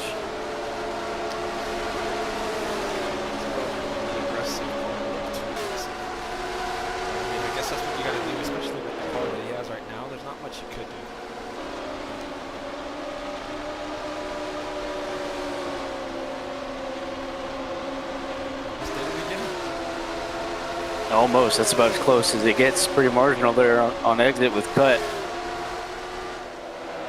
I think both of them are making their way up to Robloxian. Michael's a little slow here. Oh my goodness. Oh my God. That was so close from cut to try to block off Napa, who went through the grass. Michael just doing everything he can to keep his 4th position. He's just blocking left and right here. Yeah, I don't know about what's going on with Michael and whatever he's doing. I mean, he's not doing this for the lead, and he's not doing it He's trying to keep his position, but it's not the best way. It's definitely a very dirty way. It's not good. But I don't. I mean, you're asking to be wrecked. When you hit that wall, you keep your line and let him go by you. If you try to cut someone off that has so much more speed than you because you've been in the wall, you're just asking to wreck them and wreck yourself. And for Michael, that would be a DNF. Yeah, I think he needs to just stay where he needs to be. He's got a fast car to stay here, and I think he should just surrender and stay in this spot. I don't think there's much you could try, especially you don't want to get someone mad and eventually wreck you. Yeah, there's very little to be gained by pulling off an insane block like that. I think he's going to let Cut go around the outside here. Although that was pretty close. I don't know if I would say let, but Yeah, that was definitely not letting him by. definitely he's still not letting him by, and there it is, finally. Unless he does some unfathomable move to catch up to him again, I think that's where Mike was going to sit for a little bit. Yeah, he's had too many run-ins with the wall, I think, as well, Michael. And Never mind. oh, Cut overslowed, I think, in the middle of the corner, and that allowed Michael to get right back by him. I think also. That's. Yeah, go ahead. I think Michael oversent it too. I don't think that was fully cut, but this. I don't know. I don't know how Cut's gonna feel about that though. Yeah, I don't know what they're doing. But, you know, Michael's been in the wall a few too many times, and I think after he lost that tire life to be able to compete with the guys that are in clean cars, he's been done away with. But it's just all the mistakes keep bringing him back into the picture. That's the thing you got to be aware of. You know, Napa's going to be away from him, but Cut has got to get by him and just run some quali laps and stop looking in the rearview mirror. You've got nothing to worry about if you're Napa. The only thing you have to worry is getting ahead of, looking ahead of you and trying to catch up to that the bright green car over boxing. I mean, you can't miss it, so you got to try and go chase him down. And the cautions come out around the track. Spoiler on the front straightaway. Jackson. Ah. He's got a right rear tire down. He's got rear end damage. I think that was the same thing with the wall. You hit the wall and then what gotcha. Far did so, but I think that time his tire just blew out from spinning. Is my guess, but I did see. Yeah, I think you're right. I definitely think you're right. I think he made the mistake and wrecked the car before the tire was ever down, and then we saw it go down after the spin took the life out of it.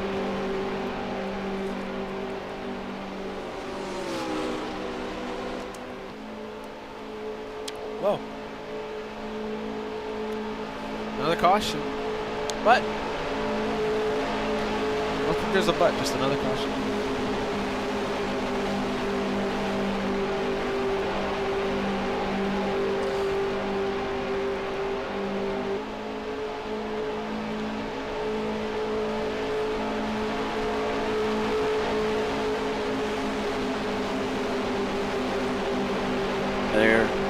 A lot of them are going to come down to pits, or maybe it's closed. I believe that the pits are closed for now. I don't remember seeing the message come up, but I would expect just about everybody to come down.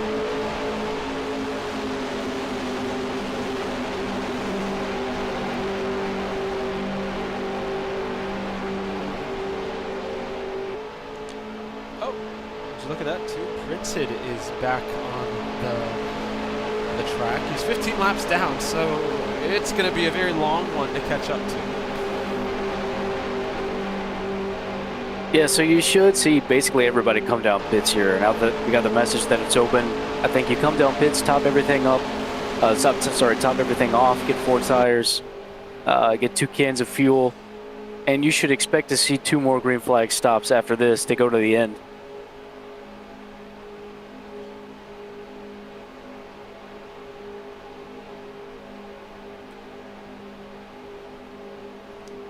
This, we're going to take a short break for the pit road, and we will be right back in just a moment, but again, you won't miss a thing.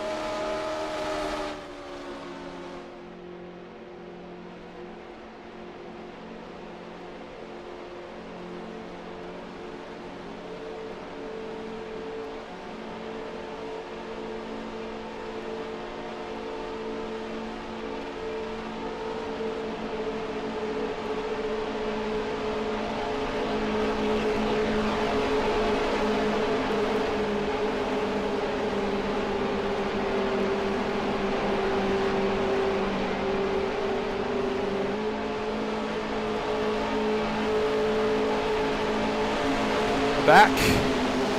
And under that thing, Cut has finally... No, he hasn't. Never mind. Cut is still in front of Michael, so he is going to be there. It's like, you know the Jaws poster, where it's that girl on, like, just swimming, and then there's Jaws under her? Like, that is exactly what Cut is dealing with right now. Yeah, I completely believe that. It'd be nice if we get interviews to see what Cut has to say about having looked at the rear end of Michael for so long, which doesn't have a rear end. So it'll be funny to hear about if we can get him at some point. We got a whole track of lefts. So, you know what? Let's do it. Cut. It's the boys in the booth. You got us? Yeah, I'm here. And there it is, the star. Little man, take it away. Well, I was just going to ask about the status of having to drive around Michael, who's got the damaged rear end now. He doesn't have as much performance, but he's still been the class of the field to try to challenge you guys for a top 5. What do you have to say about that? Has it been frustrating being behind him? Is there some tactics going on that are not necessarily so clean from him?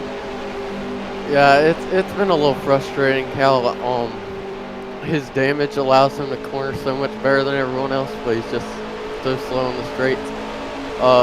Yeah, it's frustrating. Once you get by him, he just flies back down on the inside. And, you know, that one time he walled Napa, and it affected me because I was at the tail end of the train, and then he sent me. You know, it's just been a frustrating race for me. Hopefully, we're looking up right now, not behind anyone. But, you know, if we can get some clean air, I think we can have a good race. All right, well, good luck to you, Cut. Thanks for talking to us. Have a good rest of the race. Yeah, thank you. And, you know, I like that. We'll do that one. But now on turn number 4, you heard it from here. You heard it from Cut. Looking to stay ahead of Michael, who is sitting in 3rd.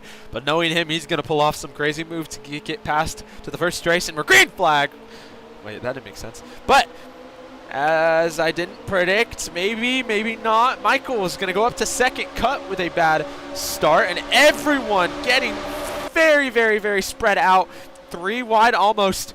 And Michael is in 2nd. And my guess is he's going to go really slow in front of these couple cars.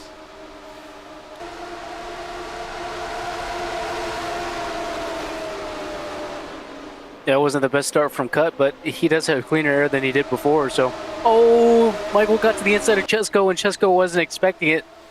He was trying to get that late apex on the exit of 4 and fell on the front end of Michael. Well, Michael challenging for the lead, yet still in that damaged car. This is crazy to watch. You know what this is going to cause? This is going to cause like super big pack racing. I think Michael's going to be there almost the rest of the day until strategy happens, and if cautions don't keep coming out, then this is how the racing's going to go. Everyone's going to have a chance. I think you're completely right about that, and you know, Michael was actually going to go for the lead here. He found some position on Chesko on the inside, but he may be a little bit of a sitting duck with the lower front top end speed on the straightaway. Although he got that pump from Chesko, so I think he'll have no challenge into turn 1. And I believe we're going to see exactly what you said, Marcus, because he won't have the speed outside of the corners. So, but everybody, there's a lot of action going on behind. Ford's almost in the wall, by the way. It's Ford and Robloxian kind of having contacts coming into turn number 1. Let's hope nothing goes off that. Chesko back up front.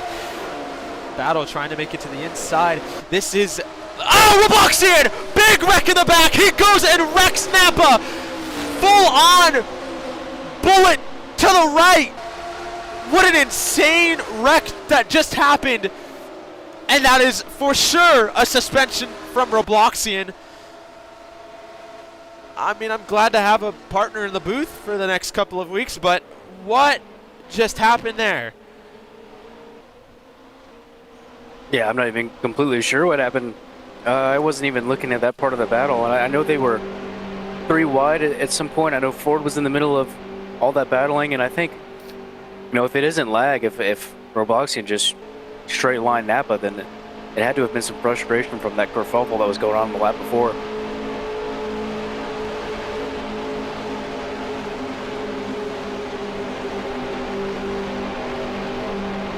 It could have been. because why would he just go up to Napa? I don't think Napa was one of the people who did anything. As I'm trying to look at the replay, MCRN will have a replay system soon, so you guys will be able to see and catch what had happened if we missed anything and things like that. So just remember that we're going up. But who's not going up is Napa's positions, unless he does what Michael's been doing. I don't get. Actually, yeah, it could have been. Looking back at the thing on the backstretch, Napa and Robloxian were kind of door banging a little bit. So it could have been that, and then Robloxian just got fed up with it and just turned dead right into it and caused that. But that's just so stupid to do. I don't think you should be doing that.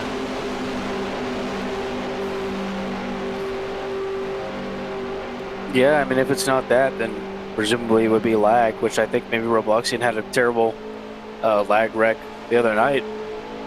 So I wouldn't be surprised if that's what happened, but in any case, as long as it's pretty obviously Robloxian's fault, I'm not sure why he hasn't received a penalty yet. But that's basically the end of Napa's race, unless he could do exactly what Michael has done. It's possible. Michael sits in first place, which is crazy. It's what Rarez basically had done in Las Vegas Truck Series race without the glitch.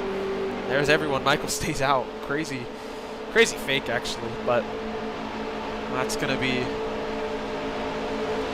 that. And you know what? I'm gonna try and get an interview. Who do you think we should try to interview? Maybe Napa. If you happen to be able to get Napa while he's getting that car repaired, understand exactly what happened to him. Yeah, actually. Hopefully. And Napa. It's the boys in the booth. You got us? Yo. Well, explain to us what had happened there, and tell us everything, because we saw from the backstretch and from turn number 2 or turn number 1 what had happened. I was just side drafting him really hard. Accidentally put him in the wall. He goes into turn 3, he just full throttles me, puts me in the wall, gets me damage, ruins probably my whole race right now. I'm really pissed because he had no reason to do that. Like, it's honestly an egregious move. He should like get a drive-through penalty or worse after this, bro, because it's kind of egregious. A little bit.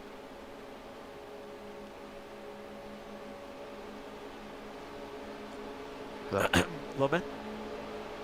Oh, well, yeah, I pretty much agree with you, Napa, and unfortunate to see the race come to blows like that. I mean, maybe you can still do something. I mean, we've seen Michael do a lot of crazy stuff with a damaged car, so maybe it's not completely over, but yeah, I'm not sure why we haven't seen a penalty come Robloxian's way, other than the fact that Michael was running the race control and probably didn't see it all, but certainly something that we'll have a look at later on.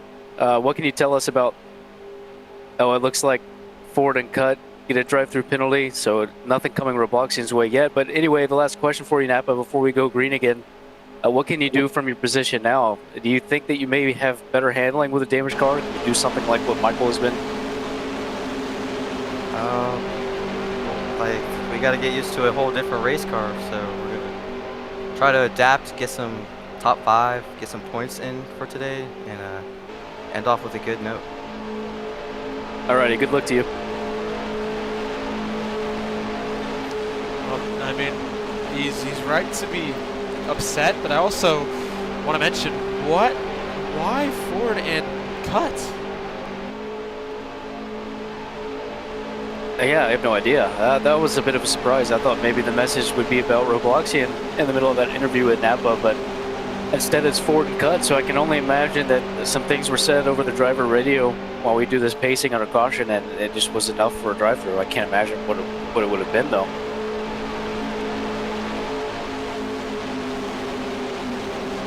Now, I don't know how much I agree with that, because, I mean, people are going to say things, so why would that affect the racing?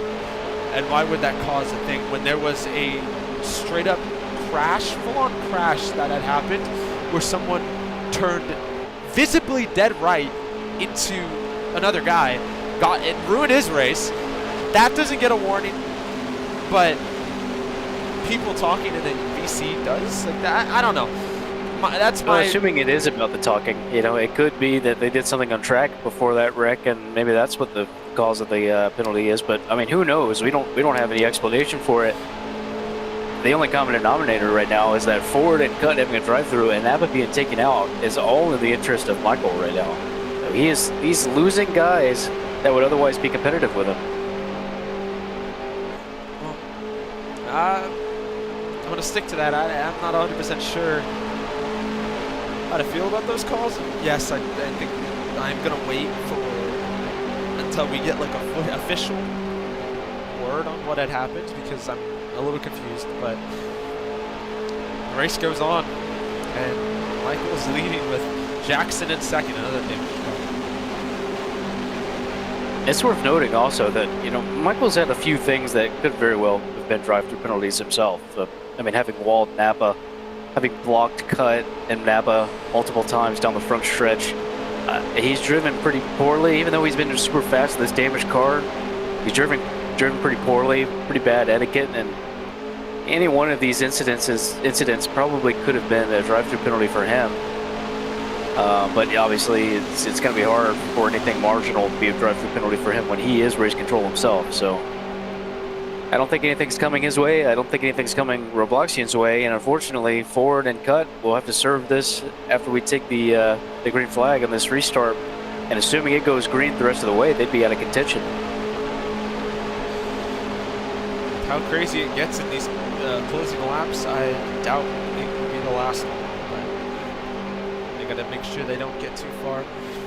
And we gotta see what comes Robloxian's way, because Napa's sitting right in front of him. So we'll see what happens. As we get ready to the green flag in the restart zone. The Coca-Cola 600, we are 135 laps of 250, and we are green flag back in the air. Michael leads us, and Jackson in second on the high lane. Everyone stays pretty nicely. You don't want to do too much right now. You don't want to make anything worse. There's been so much already, and there's already everything worse. Billy slides everyone up. They are 5 wide. Robloxian slides up, and they're still 4 wide. They're trying to get past everyone. This is chaos.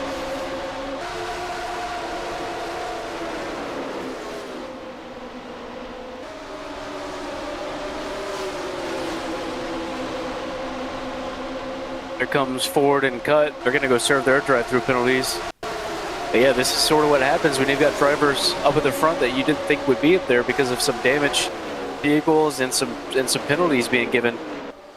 So Brendan is to the lead, by the way. He's gotten past Michael, but I'm sure Michael is not completely done with this fight. Talk about in third place. Take a look at that Robloxian. The number 10, he was basically the suspect of what had happened with Napa, and the reason Napa's race is over. Currently trying to get back up there.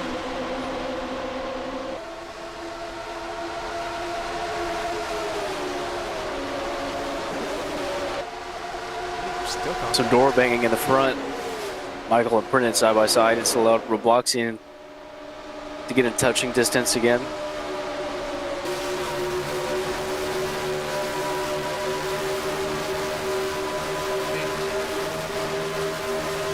You got two of the most aggressive, if you want to say, especially with what Robloxian kind of showed.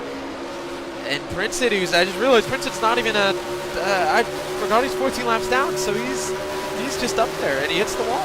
Oh, yeah, that's right. That's right. I forgot that he had sat there by himself for so long. So really, it's Robloxian is the only one that can challenge Michael for now.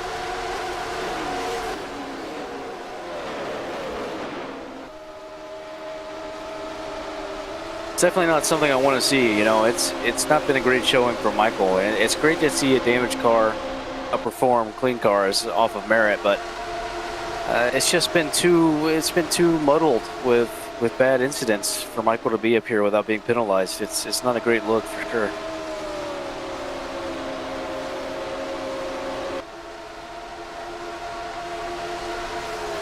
Yeah, I don't agree with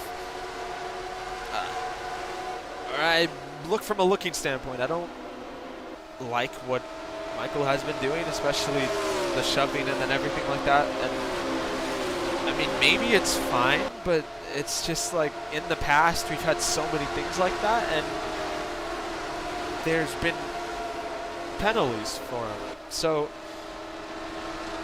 how long will it be until he genuinely does get penalized for the shoving, the weird blocks and things like that? And maybe the blocks are fine. I mean, who knows? Again, but I mean, maybe post race, maybe. I mean, who knows? I think there's too much on the line for him to try to penalize himself now for something that's marginal, for something that could probably go either direction. You know, typically you would have warnings for all this contact, and eventually you'd have a drive-through, but we're well beyond that. I mean, he's wrecked himself on the front end of Robloxian. He's walled Napa. He's blocked Cut and Napa 2 times on the same front stretch, which very well could have been wrecks for all 3 of them. He's well into the incident. Yeah, that's right. That's right. So he's well into the incident marker to have a penalty. If he doesn't give himself one at this point, I don't think he ever will.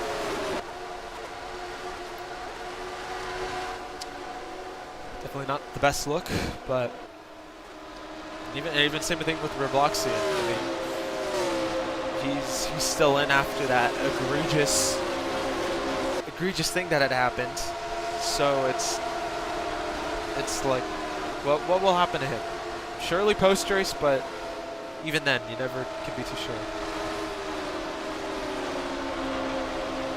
Yeah, I'm so curious about what took Cut and Ford out for unsportsmanlike conduct. I don't know if I've seen an unsportsmanlike conduct call for a drive-through penalty at like ever.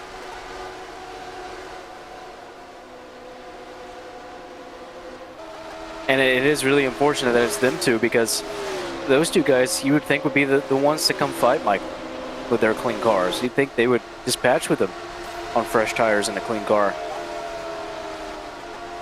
But, you know, it's now kind of out of the question unless there's a caution that packs him back up again. And it sucks. You don't want to attribute a bad, ill will on Michael, but the fact that he's allowed Robloxian to take out Napa, and the fact that he's allowed, or the fact that he's penalized Ford and Cut, who are really the only guys that could challenge, it all kind of looks like the same common denominator, which is anybody that could possibly challenge me for the win.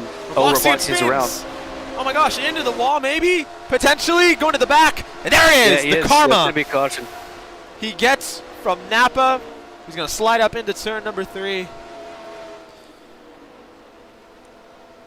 Yeah, well, as I was saying, it sucks that the common denominator is anybody that can challenge Michael is getting the short end of the stick. But, just as I said that, Robloxian hit that wall, as we've seen, and took himself out. So now Ford and Cut will be back in contention and hopefully can do something about what Michael has in this lead. Well, I've got official confirmation of what had happened with Ford and Cut. So, and again, we didn't know. We were going off of whatever was happening. They basically were cutting the grass to save tires. And that's what got them out. Okay. So that's still a little marginal, because that's really odd. I'm not even sure if there's anything you can pull out in the rulebook for that, but I would still expect that not to be an immediate drive-through penalty anyway. Because there are things you can do to save tires that are tactical, at least in the truck series, for example, where, depending on the line that you have, you're wearing tires and fuel more whenever you're on the outside. So there are tactics here and there about giving a position to not be on the outside so that you save tires, maybe running the grass. And the fact that you have tactics to save tires and they get a penalty immediately off of that is kind of arguable. But even so, the other part about this is that Michael should have had a penalty already. So there's that to still consider. With that, it looks like Bubble and Robloxian will be getting a drive-through penalty for the incident responsibility. I'm guessing Robloxian for the Napa thing. And then also Michael for, I have no clue. Maybe his actions. I guess that he's maybe. been doing. I guess so. I guess he's heard and decided to give himself a penalty at this point. A little too long. You shouldn't be waiting that long, but that's the struggles that come with being a driver host, which I think there needs to be something. There needs to be people willing and having commitment to be a host that he needs to trust, because I think this is getting a little bit out of hand with the no calls for certain things.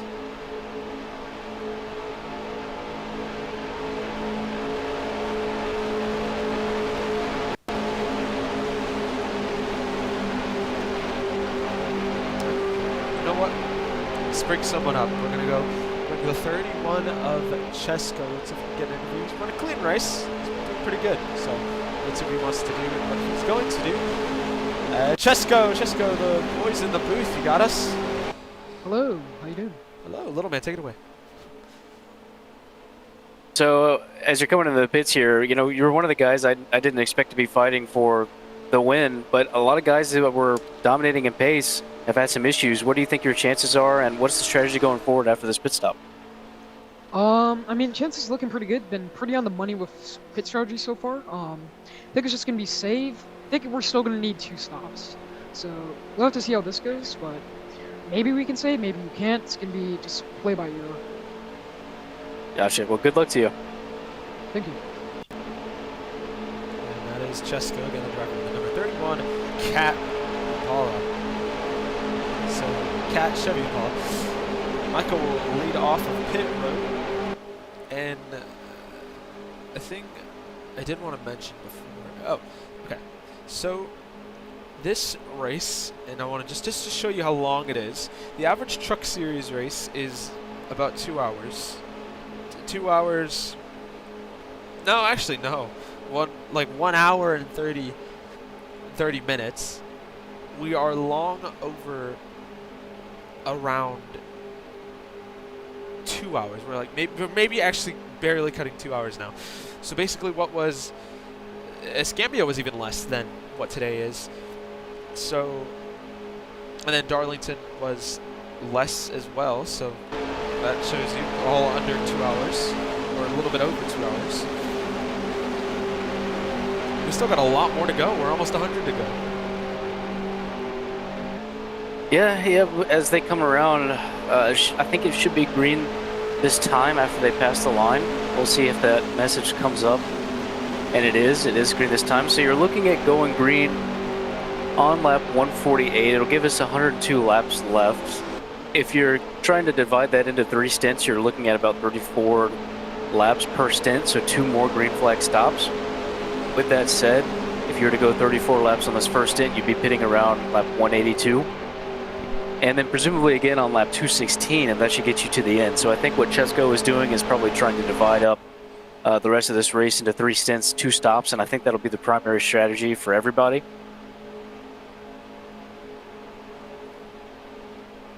But with that said, there could be another caution. It's been pretty chaotic. Let's hope not. But now that the damaged cars have been upped to 4, that's 40% of the field. It is now very likely, I think, that we could have something happening. As Robloxy, again, that's literally both hood and back, so he's going to be probably one of the slowest guys on the field. But as we get ready to go to the green flag off of turn number 4, Billy back to second place, and this basically the front row of the start of the race. We're green flag back in the air. Michael with the jump off, and Robloxian going really high. I don't think that's allowed. There's a lot of things going on today that are not allowed, so we'll see what happens. Getting stacked up, cut. Finally, now that he's back from that drive-through penalty, he's looking to make some moves, and along with the Heg, the number 77, all trying to bum rush Bubble to get past him.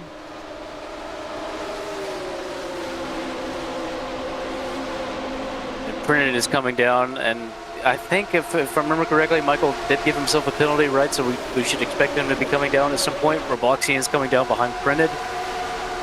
So I think he will come down, and after that, I believe all the wrongs will have been righted, at least so far, which would be great. We can get back to racing as normal. if he doesn't come down, he might have said it wrong and said post review on him, but then Robloxian with the drive-through. I don't know. He's slowing down. There it is. So he does have one. So now, okay, everything's right now. So now he is made it right, but now new leader. Not new leader, but a leader. Lead change. Chesko fighting with Billy and Cut, and there's Cut.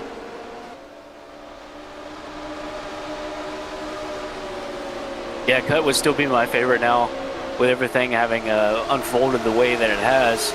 You know, Billy was someone that I thought would have more pace early on, and then he kind of fell off, but he's gotten a second and third opportunity with how many wrecks that we've had, and so maybe he can take something to Chesko.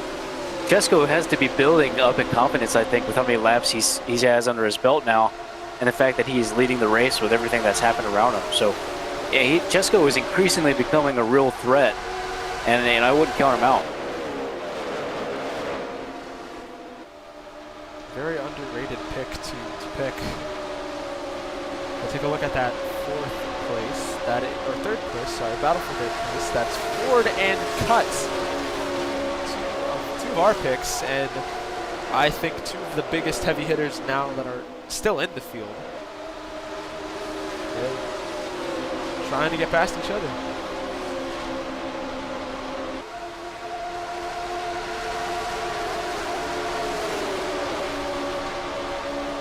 You know, Brendan has showed some real pace. Unfortunately, because he had to stop for so long, he's really out of contention for this race. So many laps down, but you know, it would have been great to see him fight around the top 5. It's pretty fast too, honestly.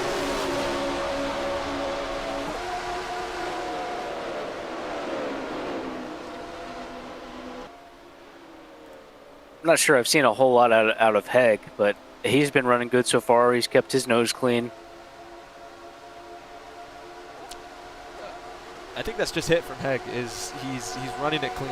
He's not doing what Michael is doing. It's not doing what Ford is doing, trying to get up there. He's just letting it flow, and he's letting it flow nice. He's not pushing too much. He's not rushing. But once that final laps come in, I think everyone's going to be on full push.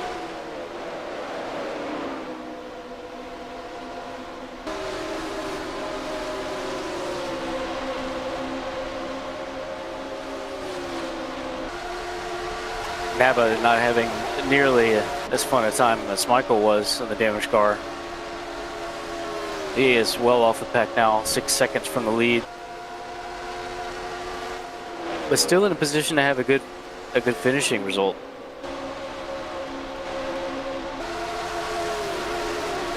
Not the one he expected or wanted, or actually could have expected, but not the one that he wanted for sure.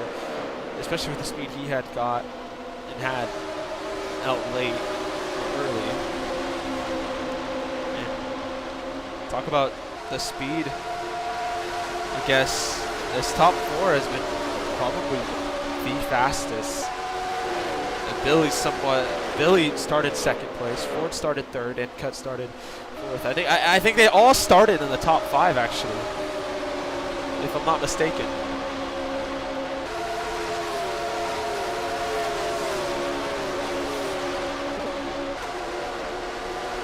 Yeah, I think that's right, and so far pretty impressed with Chesko.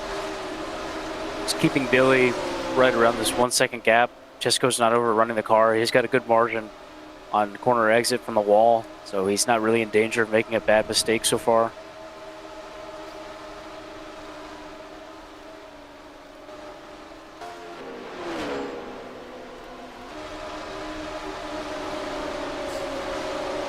Ford and Cut still near each other, trying to make somewhat past each other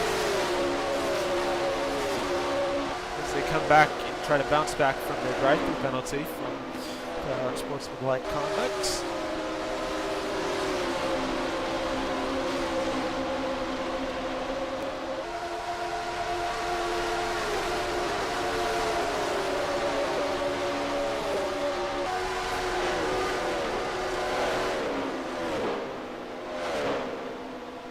Michael, by the way, is in the middle of 3, getting into 4, and then the exit of 4. So we'll see what the gap is, but as expected, the drive-through penalty has taken him out of contention, so he'll definitely need a caution to be back up in the fight.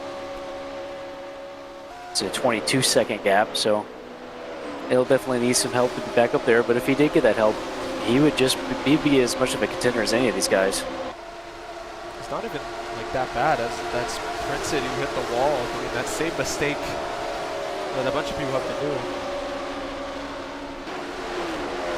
I think as long as you've got to go green for a while and people start to get those worn tires and get tight off the corner, and we may see another wall hit and another crash. I don't think it's unlikely at all.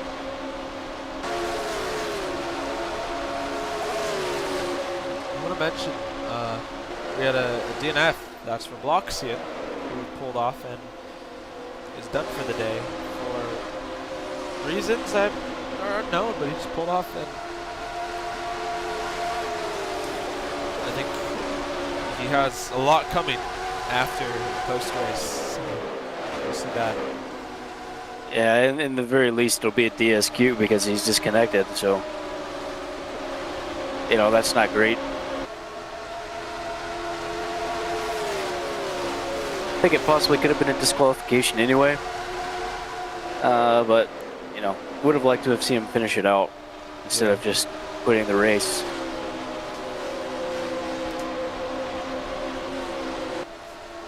Billy has really caught up to Chesko now. I think he's within half a second. It is. It's .450 at the line. So he's strung together a couple of good corners, and cutting forward aren't going anywhere either. So we'll see what Chesko can do to hold him off. But Billy is nicely running that apron line all the way to the bottom, and he is well within just a car length with a great run down the backstretch. I love that beautiful 22 car. Little throwback, I guess, to, or based on Joey Logano's 2019 Coca-Cola 600. Might have been Coca-Cola 600. I think it was 2019 Coca-Cola 600. Or the All-Star race. I actually couldn't be wrong. It was 2019. He ran that car. Very beautiful speed. Personally, my favorite. Same with that 31. That 31's a really good speed too. So definitely a beaut watching this battle for the lead as Billy tries. Yeah, he tried to switch back, get underneath him for 3 and 4, but slightly hit the left side of his bumper, of Chesko's bumper, so that it gave him a bit of a boost of speed, and Billy wasn't able to challenge into 3. But Billy was doing some good stuff. He was running the bottom of the lap before, but then Chesko, I think, probably trying to air block, ran a little bit lower that time, and Billy adjusted and went back to the middle of the track and almost got to his right rear corner panel to try to take away his exit. So really good racing from the two of them. If you're Chesko, I think taking away the line is a good idea. And Billy adjusting, that's kind of the obvious thing you have to do if someone's going to take your line away. After turn number 4, Cut had hit the wall. He's going to lose a position to Ford, and Ford has now slowly catching his way. He's 1.1 seconds back right now. We're going to see what the gap is. I think about a maybe, yeah, just barely 1.3 now.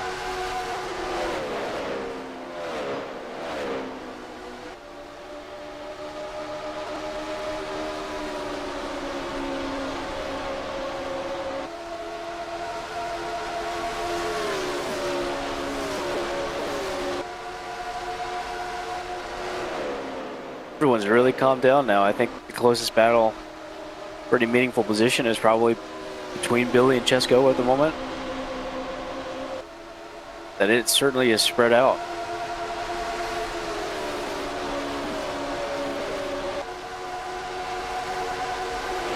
They're staying relatively near each other. They're not going anywhere. As I say that, Chesko going very high, going low, and then sent it back. He's now, Billy is as close as he's been since the last time he was close, which was maybe 5 laps ago. And Billy's going to maybe look for a move and a run coming into turn number 1. I think he's going to be on the inside here. He is. He got a great run there. So we'll see what Chesko does. He can run all the way to the top of the track and try to get that powerful exit, or he can try to pin Billy down. I think Chesko will go for... Oh, I thought maybe Chesko would try to pin him down, but Billy, interestingly, went middle of the track and just kind of shielded Chesko away from the apex of the corner. So it's allowed Ford to be in the mix. Ford is to his outside. Kind of having that contact. By the way, I just saw Jackson pulled off, and he's now out of the race. And I saw his door banging from Chesko and Billy, so I don't know if that was just some friendly little thing. And also, Billy had hit the wall. Now Ford's going to have a chance to catch up. Which way does he go? He goes high. Side by side now with Billy coming into turn number 1. Never mind, he passed. Yeah, Billy had a great opportunity to try to get away from this battle, but then hit that wall on the exit of 4. So quickly you can go from the lead to losing a couple positions back in 3rd. It'll be tough for Billy to claw back his way into the lead with 2 cars in front of him, taking away some clean air.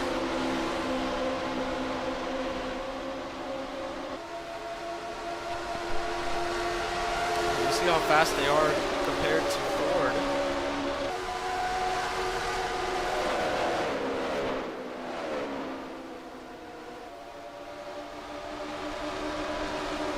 I think the problem for Chesko earlier when he was battling Billy is he tried that line to get the late apex from the top of the track all the way to the bottom, late in 1 and 2, but had to overslow mid-corner because he slightly misjudged it. But if he can get it right, I think he has a lot of good pace to challenge with Ford. My side now. Very close racing, close to that wall even. Could have touched it. Maybe messed it up, but they're side by side still doing actually a great battle currently. Chesko tries to keep him there, staying in that middle lane. Ford's gonna back out of it. Chesko takes the lead on Ford. Yeah, Chesko basically did the same thing that I think Billy had before. He just kind of sat in the middle of the track instead of going to the bottom, not allowing himself to be pinned. As Ford goes back to the inside. Still side by side. Ford trying really hard. He might do the same exact thing that was done to Chesko and was done to Billy. Or was done to him and done to Chesko. What Billy did to Chesko, we're going to see. He does. But we'll see how much. No, he actually goes down, but we'll see what type of a run will happen. Maybe Chesko gets something a little more. No, Billy hits the wall in the back. He could have had a big chance to catch up, but he oversent it. Yeah, you can see right there what happens when you don't hover around the middle of the track and you try to cut down to the bottom. You allow someone to hang right there on your right rear, and they get that run off the corner. So, you know, a little bit more of a gracious way of racing your opponent that let them come down the track. But certainly, if you want to get the pass done, you can just kind of sit there in the middle of the track and shield them off. This is what's going to happen here. Actually, no, not even. And Ford doesn't come to me as a very clean and a very clean driver, I wouldn't say. So, I mean, maybe it's not a. Maybe he knows what his limits are and what he can pass, what he can do. So maybe it's fine that he's doing this, but Chesko has stayed side by side with him the whole time. Yeah, and you can get the pass done the way that Ford is doing it, but it just takes a little bit longer. He definitely has position on Chesko here. I think he probably could get it done. Chesko running the island. Could he get some run? This might be where it is, and it's done. Unless Chesko does something else. Could he maybe make a move? He's looking for it. He does. Goes all the way down. Forward. Tries to block. Kind of touches his quarter panel a little bit, and this puts Ford in this same exact position he was a couple laps ago. Yeah, Chesko is not at all wanting to go all the way to the bottom of the track like Ford had done with him a few laps prior, and that's allowed Chesko to be side by side. I would expect Chesko to do much of the same thing and to not want to hit the bottom, but just to kind of force Ford a little bit high. We'll see what he does. And it looks like it, but Ford has done a really good job of pinning him and trying to take away his exit. These are side by side in a different way. And this might actually be where Ford's faster. He's basically cleared him, and I think this might be it. And I think Ford will take the lead coming off of turn number 4, depending on how good his exit is. I take that back. And Chesko, a little bit of trading paint there in the middle of 3, but, you know, no harm, no foul. He's not put him in the wall. I think that's perfectly fine what he's been doing. Ford still trying to just pin him down a little bit low so that he can get his own powerful exit. But Chesko he's just hung around. He won't let him go. You know, if Billy and Cut weren't battling, maybe they'd be up here, but they're side by side as well.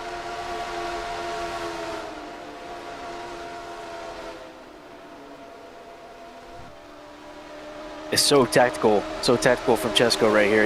He will not let Ford completely pin him down.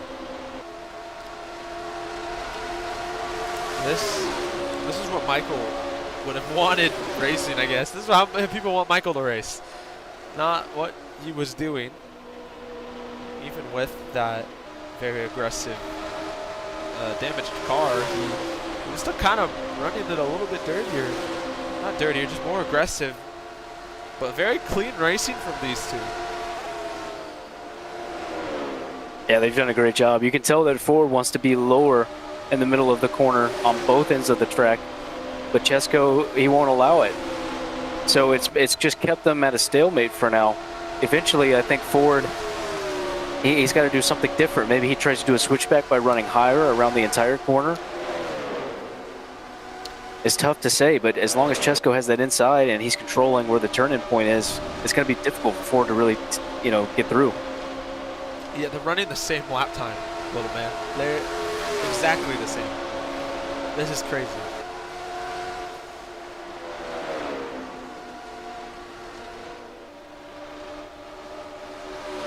And it's a great thing to watch, these two. Of course, there's a little bit of side drafting happening as well, but someone gets a little bit ahead. The other one is trying to drag them back by sitting on the corner panel, but I think Ford has got it all but completed here. Yeah, I think that's it now. Unless Chesko does something coming into turn number 3, I don't see Chesko passing him now. So could Ford run away with it?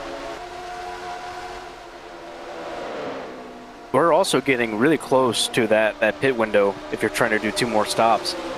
I personally would pit on lap 182. So we're getting pretty close to that. Either one of these guys could be thinking about the possibility of an undercut or maybe trying to extend their stint so that they have fresher tires at the end. All those things are in play right now because of how close they are.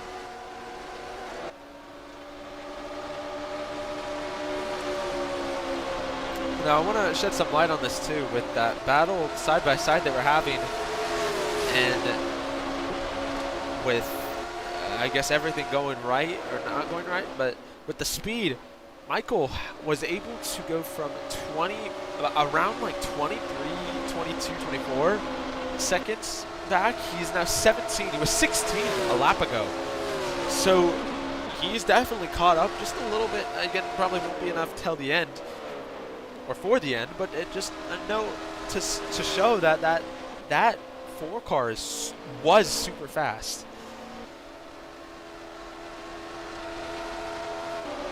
Yeah, I mean, if anything allowed him to catch up here, any sort of caution, he'd be right back in the fight for the win. Because these guys have not exactly put him in the grave. I mean, he's still there. He's still alive and breathing. And if anything happened to go his way, he'd be ready to challenge him again.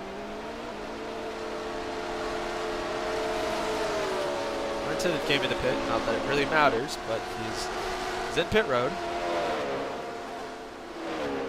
In the middle of all that, Chesko had touched the wall, I think, on the exit of 4, so he's back a pretty good bit from forward. And if you're Chesko, you got to minimize the mistakes because the undercut and the overcut, the different strategies that are at play with 2 stops left, you don't want to be too far away that your strategy doesn't really matter anymore. So minimizing mistakes, I think, is all that Chesko should be worried about at the moment. Chesko might be saving now. He's going a lot more slower. Either the mistakes he's been making. Yeah, no, I don't know. But he's going a lot more slower than what he was earlier. Yeah, that could be fun. No, that is not. He saved a little more tires than Ford has. Oh, wait, you can't save. Can you save tires actually? I think you can. I think you certainly can, but I'm not sure that it's really worth it at this stage. I think the 2 stops or right around now, and then probably again around lap 216 is the way to go. I think that's the primary strategy, and I'd expect these guys to start coming in unless they are so hell-bent on extending, which I wouldn't be. But who knows, maybe they haven't done the same calculations, so anything could be in play for Ford and Chesko at the moment.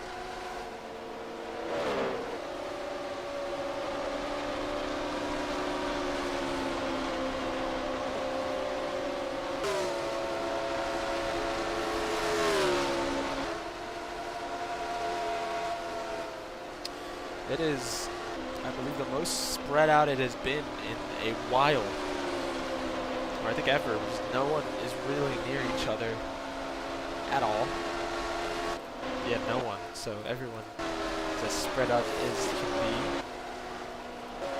We'll go to free cam real quick. We're going to give you a little look at where everyone is on the track. That's the leader right there, Ford, in turn number 2. Literally everyone is somewhere on the track. They are still a little bit behind him, but not as... They're still spread out. The only closest thing is Princeton and Heg.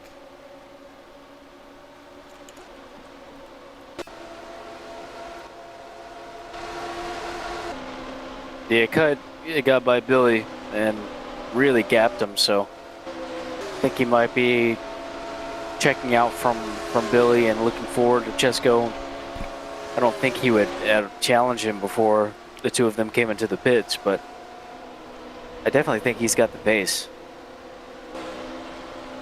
Billy comes in the pit road. First pitter of the day with 3.7 gallons and 13% tires. His tires are pretty low comparatively, you know, with the other leaders, but this is about the time I would have pit anyway. If you're trying to make your stints even, make your last 3 stints around 34 laps, 182 was the lap to do it. So he's a little bit later than that, but this is perfectly on schedule, I think, for Billy, and definitely the ideal strategy. I'm not sure why Chesko and Ford would be out yet, or out as still, I mean. Cut with 3.4 gallons and 14.6% tires. So we should, I mean, maybe we could see, I mean, Ford and Chesko can go a little more. But who knows?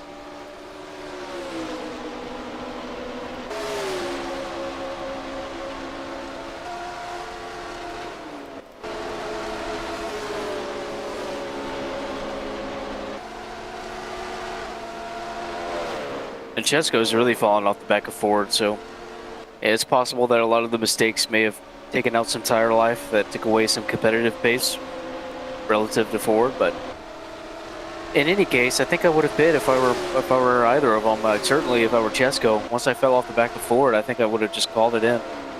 But the two of them are going to keep extending.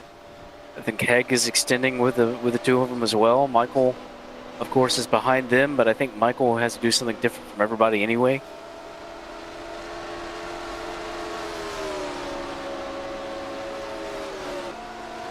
If it was any normal race, it would have been around 13 to 14 to go, but not this race.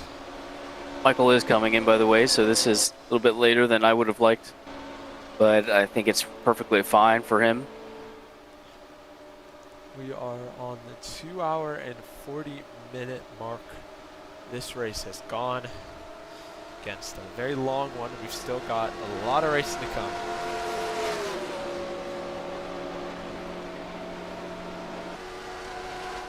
Super long race.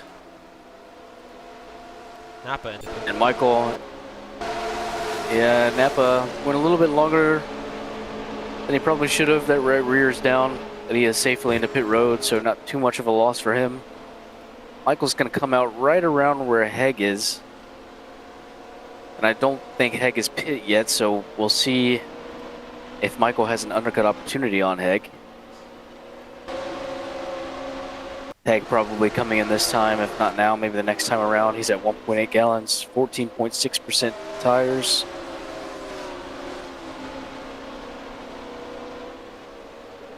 Ford and Chesko still kind of just crawling around the track. I mean, at this point, you're just losing too much time, really, to be extending this much. It's definitely not I definitely don't think it's the right call, Marcus. I probably would have been around the time that Cut came in. Cut or Billy. You have a point. Now that I'm fully thinking about that, they are going way more slower than anyone out on tires. So how much of an edge will they have after they get out? So maybe they will come into pit road. Maybe this time. I don't know. They're not going to have too much of an edge on the back end. You know, if you would pit around the time that I was saying, you could have split your last 3 stints up about as evenly as you can get. It would have been about 3-4 laps, all 3 stints, two stops left. But because they've extended so far, yeah, they'll have super fresh tires at the end. But I think the problem will be that right now, as they stay on track, they're losing 2 to 3 seconds a lap. So it's tough to make that work when you extend this far. I think it's well past the ideal pit stop time as Chess goes in and Heg is in as well. This is, yeah, and for Houston Ford now, last one and last pitter in. He is going to make it just under. Heg, here comes Heg.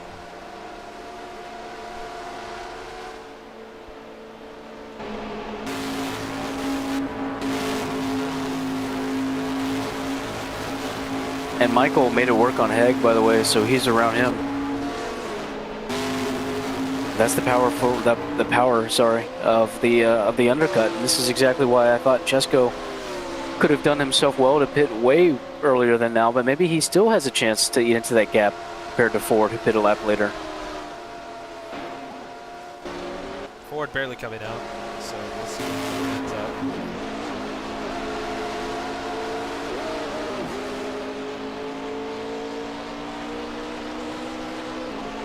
I don't know.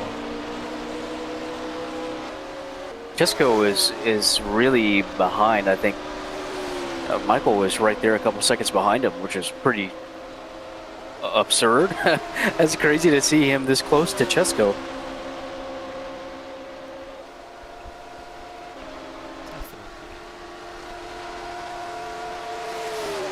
Just cuts the leader. Wow.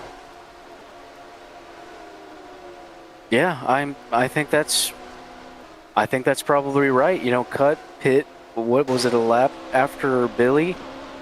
Yeah. And Cut was right there. You know, he had left Billy in the later part of that stint before they came down pit road and was, you know, very comfortably in 3rd place. Pit well before. I don't know if you can hit the last pit lap button if that's available, but yeah, Cut pit well before Ford and Chesko, and when you're going 2 to 3 seconds a lap quicker and the guys are extending when they shouldn't be, this is what's possible.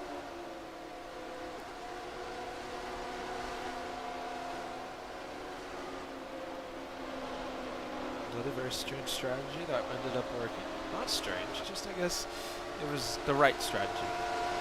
Yeah, not really strange at all. It's kind of the same thing. It's like, I figured DJ in the last race was doing what you obviously should do, and no one else did it, and he ended up winning. And now what I thought you should do in this race, Cut was the only one really to do it, and now he's in the lead.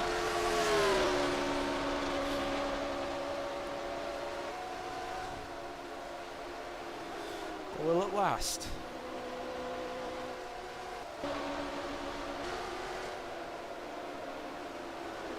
Yeah, tough to say, because, you know, if Ford has better pace in general with the better tires at the end of the race, Cut will be the prey and Ford the predator, so we'll see. I mean, Cut could do what Michael had done at, I want to say it was Bristol, where he turned, I'm not 100% sure, I don't know if it was Bristol or Chicagoland that Ford had done, where basically someone had pit early. Or no, someone had pit, no, actually I don't know what I'm talking about, but someone had switched themselves from prey to predator, and they ended up winning. Might have been Michael at Bristol, I don't know. Yeah, I think you're right. The one thing I want to mention, though, is Cut was in the wall and the exit of 4 last lap. So it only goes so far to have a good strategy. You know, if you're still making mistakes and still in the wall, you'll undo your own win. So Cut's got to be careful not to just let Ford claw back into this lead by just running consistent laps. To be fair, he's been doing honestly the same thing this whole race. He's has a lot of mistakes because I don't know, he just lets them happen. It definitely gets pressure on him, and then it messes him up. So you don't want to do that, especially in this position that you're in right now. Definitely don't want to do that. Yeah, Chesko must have had a problem in the pits because, you know, I would have expected him to be right there with Ford and Cut. But now he's almost in the clutches of Michael. So I think he's had some sort of error that's cost him so much time.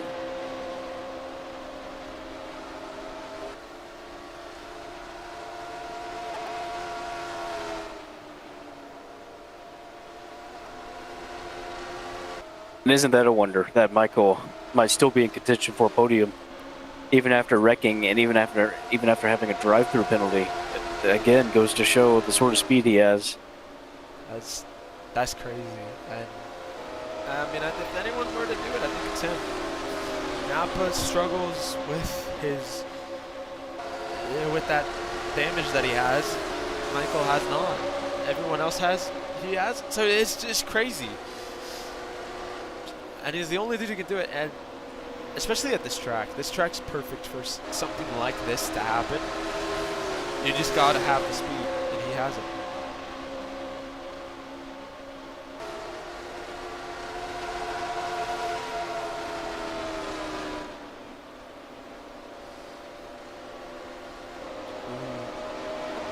Go to a couple more tracks like this. We go to Nashville Super Speedway on round 17, or round 12, so a couple weeks.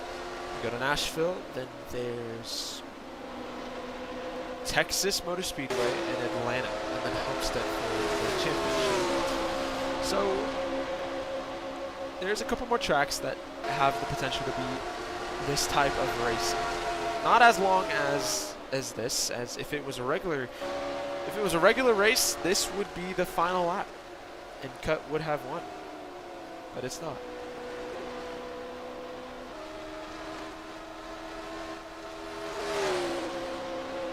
Yeah, you gotta hang in there.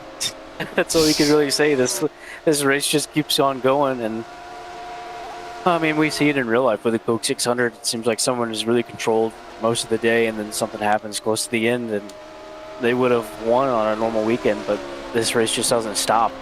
So if you're Cut, you just got to keep doing what you're doing, and you got to keep doing it for a while. A long while. 50 laps is about maybe 30 minutes, 40. So got a long way, but it's getting shorter. It's getting closer and closer and closer. It is essentially the endurance race of Cup. Yeah, definitely. And to be fair, the endurance races we actually do are just an hour, so. But this is full on. He's making mistakes, though. You know, as we're talking about minimizing mistakes and trying to continue this lead all the way to the end, he's allowed Ford to get within 4 seconds, and he had to lift a lot on the exit of 4 of the last lap to avoid hitting the wall. And that's going to allow Ford to just continue to eat away at this gap with him on pressure tires. It may not matter that Cut has a better strategy, because Ford has true pace and he's not making a lot of errors. It's the one thing about Ford that maybe everyone liked that he was gone. Because when every week he came in, he was one of the best cars, and he was one of the guys to beat.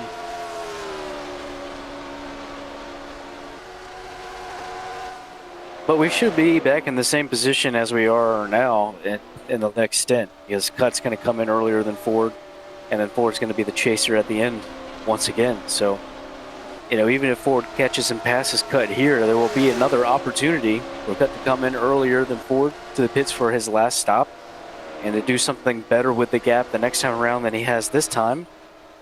But I say that, and Ford is still 3.5 seconds back, so still possible that Cut holds on to this even before they come in one more time. There's still one more time, and anything can happen around the track. Someone lagging, someone spins out a little weird, just anything. So I don't know. It's still not over, of course, but it's just waiting. Yeah, it's definitely not over. I mean, you've got a lot of guys. I don't know what we called them before, but some of these wild card drivers, you never know whether they're going to make that mistake and change the complexion of the race. Hey, most of them are gone. Yeah, honestly, all of them are gone. I don't think there is any wild card drivers, especially during this race. Chesko's proved to not be a wild card anymore. So, honestly, I mean, I guess the only wild card there is Michael. Michael, yeah, I mean, maybe I haven't seen a whole lot of Hague printed, but you know, it's not even to say that these guys are especially, you know, inconsistent. Anybody can hit the wall on the exit of these corners and spin themselves out. So, you know, it's not over, and it's not clear either until the very end.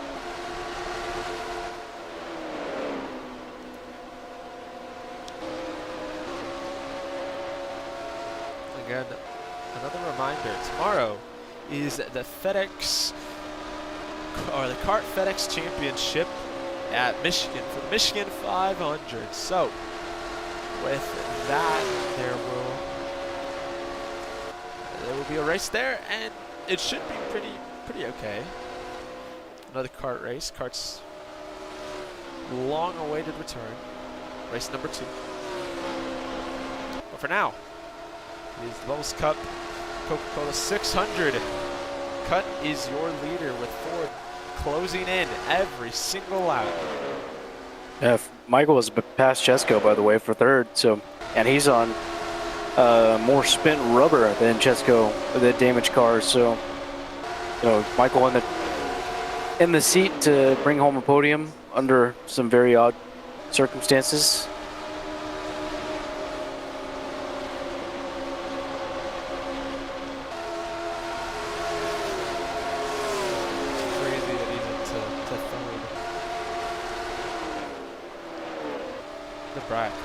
In the back, I just saw printed hit the wall, so if anyone's going to do it, maybe it's printed. Yeah, that's exactly what I thought would happen. I think it's going to be, I just feel like it's going to happen. I feel like it's going to be Hager printed, and one of these guys are going to get clipped by the exit wall here, and then go around, and then we're going to have this whole thing tossed up.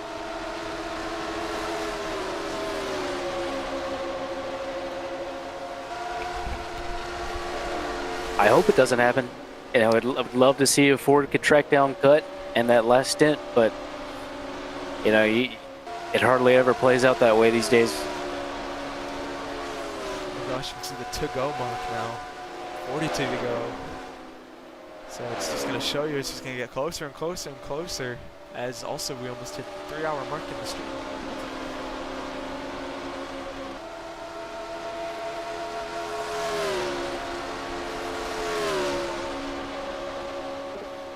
I'm thinking Cut probably pits that lap 216 or slightly later, so that means that we would be under that 34 to go mark by the time that Cut comes in, and Ford, I think, would come in later than that if he's pitting on the schedule that he has.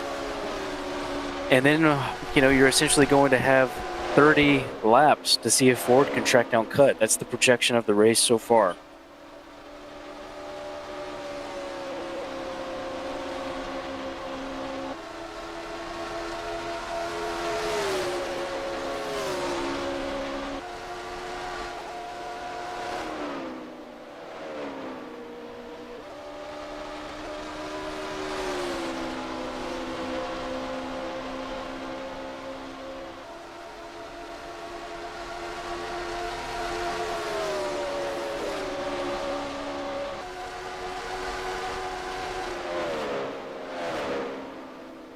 Ford must have, Cut must have had a huge mistake, because Ford is now well within a second as they're exiting 2, going onto the backstretch.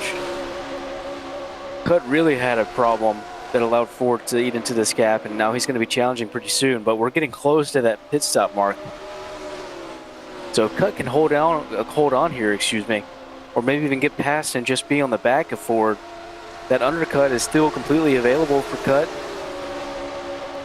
And we would presumably see him go back into the lead even if he got past here. Ford would have to be tracking him down for the win.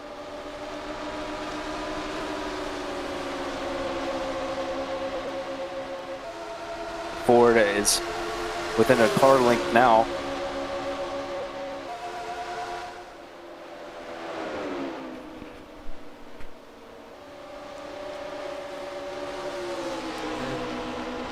One more corner, I believe, until Ford can complete the pass. And now, when do you think Cut will pit? I think it's going to be 34 to go or slightly later than that, and then Ford well later than that. And then Ford's going to have something like less than 30 laps to try to track him down with fresher tires. Ford is going to go for the pass here, and I think he'll get it done easily. The goal for Cut is going to be to hold on to Ford as much as he can, because he probably should still undercut him. He should pit earlier, undercut him, and retain the lead after this last pit stop cycle. But Ford is going to be the chaser at the end, and we'll see if he's got the pace to track down Cut. But yeah, this is not at all bad for Cut. Let's see if he can hold on for 4 more laps here with Ford, and then he would again be in the lead come to the end of the race. But you know, Ford, if you're Ford, you got to get by him as quick as possible and start gapping him. What if Cut, or what if Ford pits with Cut? If Ford does pit with Cut, then I think that would be a great way to shield off any chance of a win. I think if he wanted to pit on schedule with Cut and just, you know, take away the extension that he was going for earlier in the race, I think that would be a great audible to call and just secure himself the win. But he may be more comfortable with chasing Cut down. You know, you never know. I'm not sure what's going through Ford's mind, if he thinks that maybe he botched the strategy early on and wants to make an audible. Certainly what I would do at this point. But he could be comfortable with the gap he will pull out on Cut for the next couple laps. Gosh, I hate to say it. It's the Jaws theme again. It's Michael, the damaged car, about a straightaway away. 10 seconds, almost under 10 seconds. I would say if Cut right here, I know it's not 34 to go, but if Cut doesn't hang on here to the end of Ford, if he gets well outside of a second, you might pit slightly early to make sure you do have that undercut in the pocket. And then we won't know when Ford will pit either, so we'd wait another lap, he maybe pit, or we made another several laps. So what do you think Ford would pit? I think Ford would pit, I think it was something like 4 or 5 laps after Cut at pit and the other cycle. So I would expect it to be maybe lap 28, 29 or something for Ford. But honestly, you know, when you brought up the idea of Ford deciding to pit with Cut anyway, even having the better tire advantage now, that's a really good way to cover off any possible chance that Cut would have. That would be a very, very good way to do it. But Cut's got to be active. He's got to be thinking about pitting right now, because he is slowly losing the back and Ford. So how is this going to work with Michael and Cheska? Well, they're pulling exactly what I think you should pull. You should be splitting this into 34 lap stints. So they're right on schedule. They're doing exactly what I would have done. He's Cut. I think this is the way to do it. Michael underfueled, I think. Michael accidentally underfueled, so he's going to be completely out of this. Chesko, I think, will have 3rd place secured. Cuts into the pits, I think, as you said. I'm not sure. Yes. Well, let's wait on Ford. Yeah, I was a little bit confused there with Michael. I think he messed up how much fuel to take. But yeah, this is good from Cut. He was falling off the back of Ford, but he secured this undercut position to try to retain the lead after this last pit cycle, and then we'll be back right in the position that I said we were before.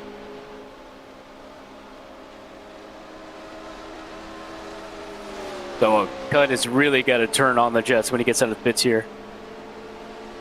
If he wants to make this undercut work, so Ford has given up the tire advantage he would have had. He's given it up to try to cover off the undercut, but can Cut go fast enough to get back in the lead as they come around? I think he might be able to do it. I think he did it before pretty easily, and he was much further away last time. Then again, it's just one turn, though. He has to go literally perfect on this one turn.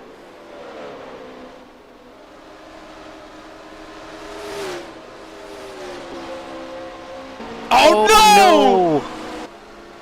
Oh! That sucks. Yeah, look at how far he is from Oh forward. my gosh. Yeah. And it wasn't going to work out for Cut, but he's done himself even worse.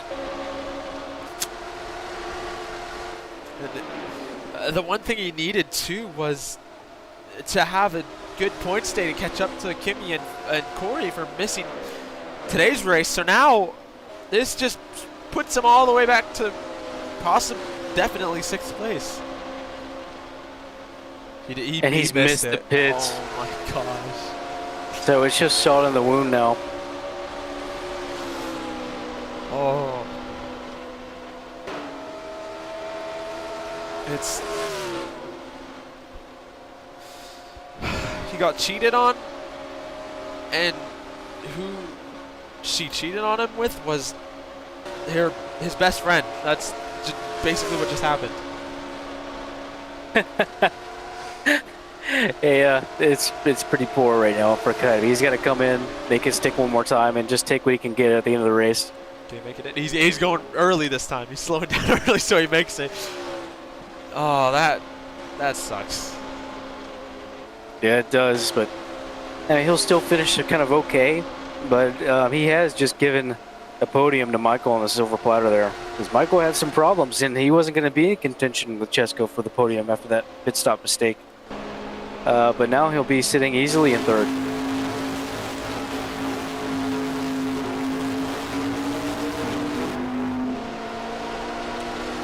Now, I mean, again, we've said this before. Anything could happen. It's not over yet. The caution could come out and could cause everyone to rebunch up, or Ford can have some issue. Let Chesko get up.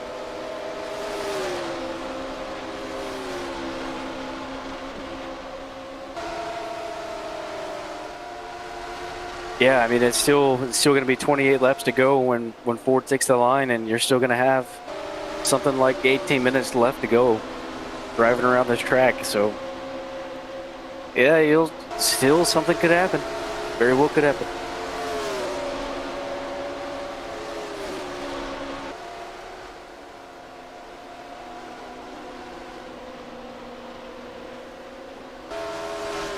A lot of guys did not make it to the end of this race, man. If you were just running around the track, you'd be in the top 8.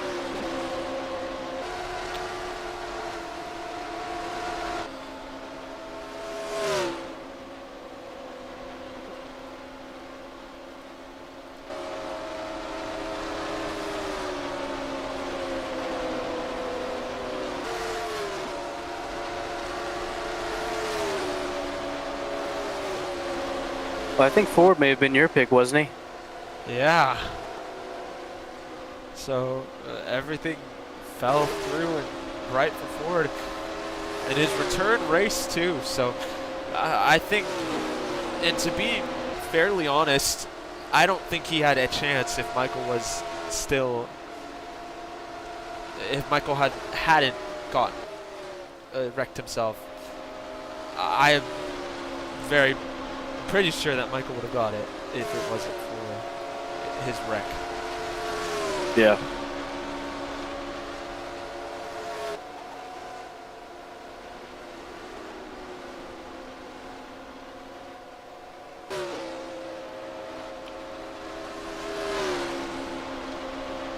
Yeah, he's just driving around pretty comfortably now. Ford is. He's under no pressure from behind. He's already put a couple more seconds on the gap to Chesko. And Chesko had pit, I think, earlier. Yeah, he did pit earlier than Ford, so he's got no tire advantage on him. If you're Ford, you just don't hit the wall and keep putting in the laps, and you should be fine. If you're everybody else, you hope there's something that goes awry with another driver that brings out a caution. But I don't think it's going to happen. And he hasn't hit the wall. I don't think I've seen him hit the wall unless he was forced. So he's an outstanding race by just 430.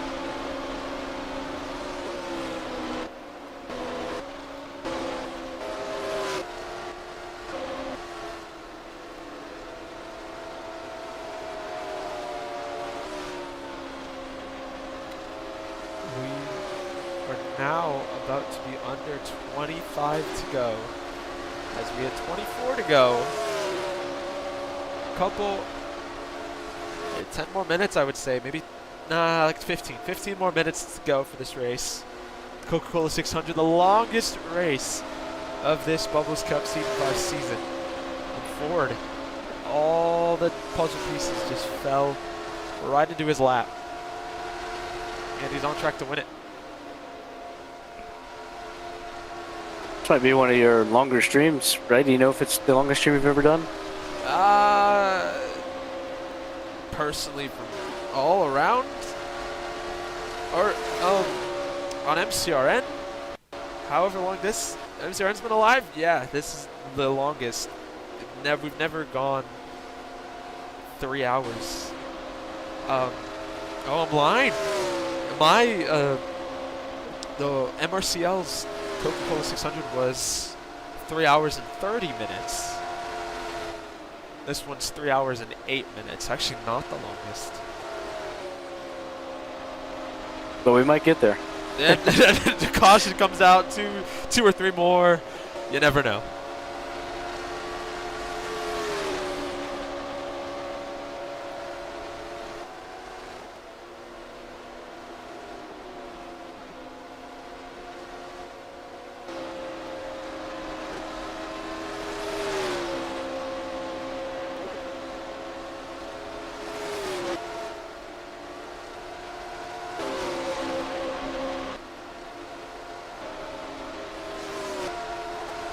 And Cut's obviously still in position to get that top 5, which is great, but it is heartbreaking what happened. And it's so easy to overshoot the pits, to miss it completely, or to speed. And we saw him do both things, unfortunately. But honestly, once the speeding happened, it was pretty much over for him anyway. Definitely. And I mean, Ford, he sees Ford behind him probably, in his rearview mirror even. And he's got to think, what if? I mean, regardless, it wasn't going to be his race. I mean, he's pretty fast, though, so potentially he could have maybe been able to close the gap maybe a little bit, but Ford had clean air completely, and he's run almost the perfect race when he's alone. So, who knows? Yeah, I think it probably would have taken a mistake from Ford at that point. But, you know, it definitely would have been better, and it definitely would have been at least a P2.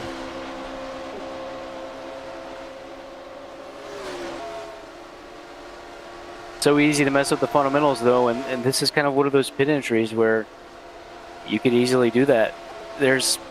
Speaking of the pit entry, there's these 3 hash marks as Ford's coming around right now.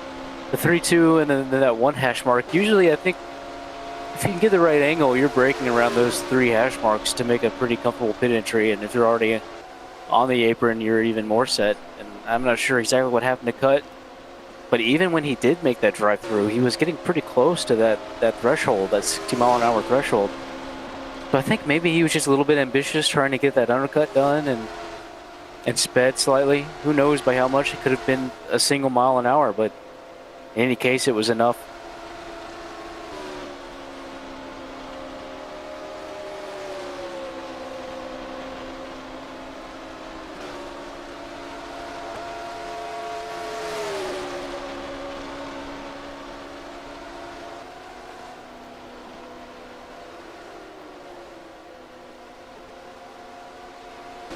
So, looking at it, the points.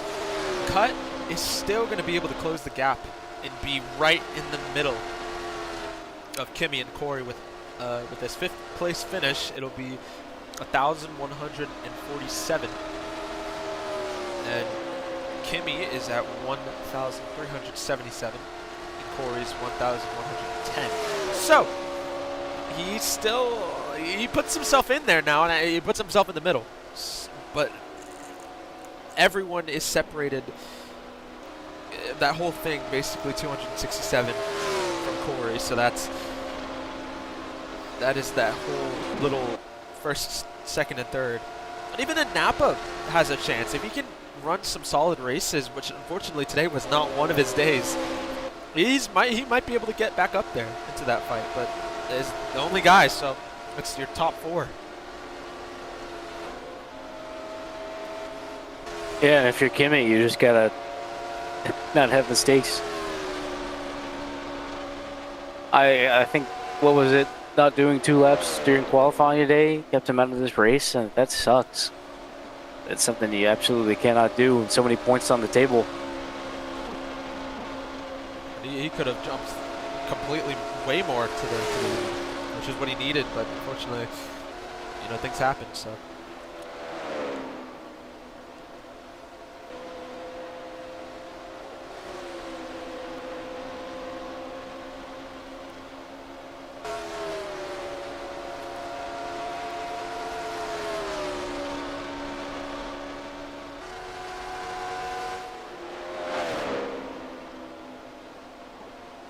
What a great way to spend your Saturday evening. This would be a nice dream probably to fall asleep to when you hear the hum of the engines when they enter the corner.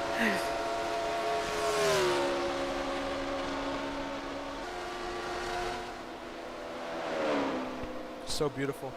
The new sounds, by the way, for today's race and for for every race beyond now, changed from yesterday's Escambia race.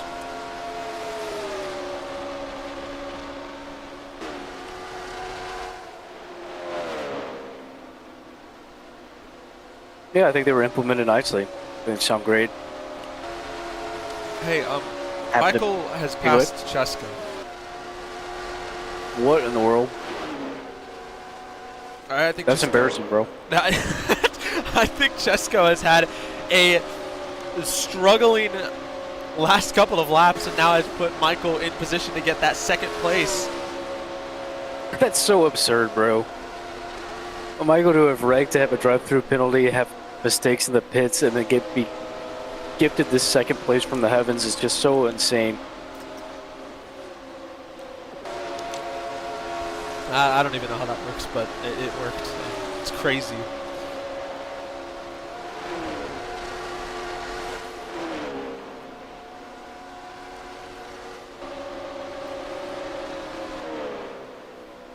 Well, if everything stays as is, this will be, I believe, the best finish for a damaged vehicle since we implemented that change. Wow. Yours was the closest, was 4th place. Truck Series of Phoenix, so that was the best in the truck. So now it's the best cup and the best all time.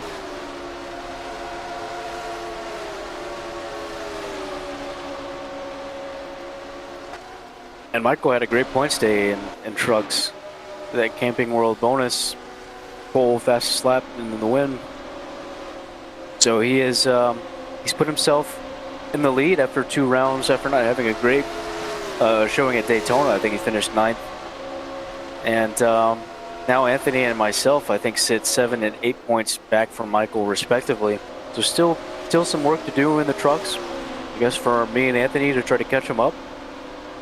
But the trucks might be a really interesting championship all the way to the end.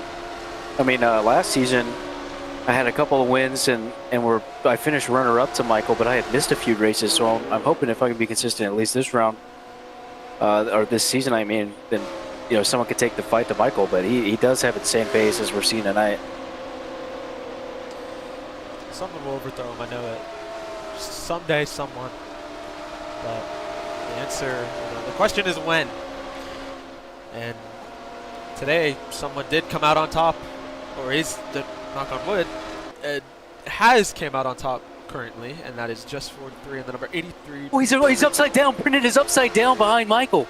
The caution has come out. I have no idea what happened to Printed, but I only suspect it would have been the wall off the corner that flipped him over. Yo, I thought you were joking. I genuinely thought you were just joking with me. Printed is genuinely upside down, and a caution has came out. We're 10 to go, little man. Oh, I just woke up, bro. 10 laps to go, and a damaged car is going to be on the front row. I mean, presumably they're all coming in for pits. You got to get tires with almost everyone's tires being dead. I think everyone's going to come down for pits, have fresh tires, and it's just going to be a shootout to the end. It's just going to be gunslingers all the way to the end.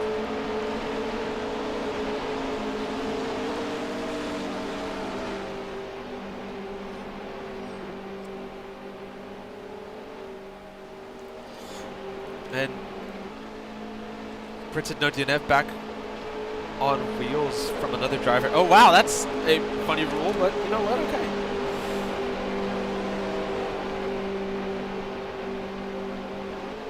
I cannot believe this has happened.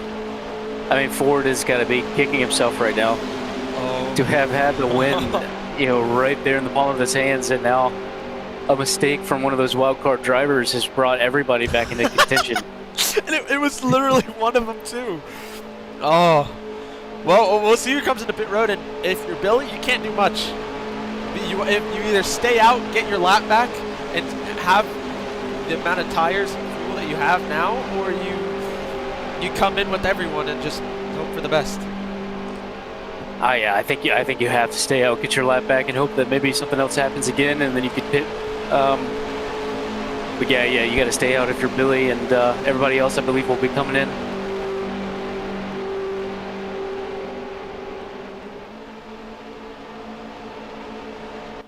So who can be the best on pit road to try to get in the front row for this last 8, maybe 7 lap shootout? And that'll be the challenge.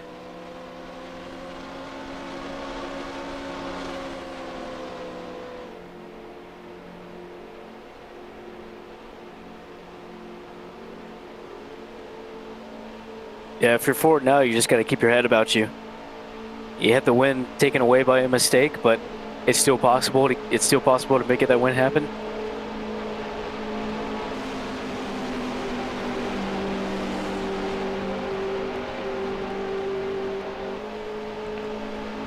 This just puts Problem everyone for someone back. like. Oh yeah, it does. Yeah, it certainly does. Everyone could just go crazy on each other now. You know, it cuts back in position to do something, but he's got Michael in front of him. That'll be frustrating. He's been having to deal with that all race. Chesko gets another shot at Ford after he had battled with him for so long, and it looked like he had great strength.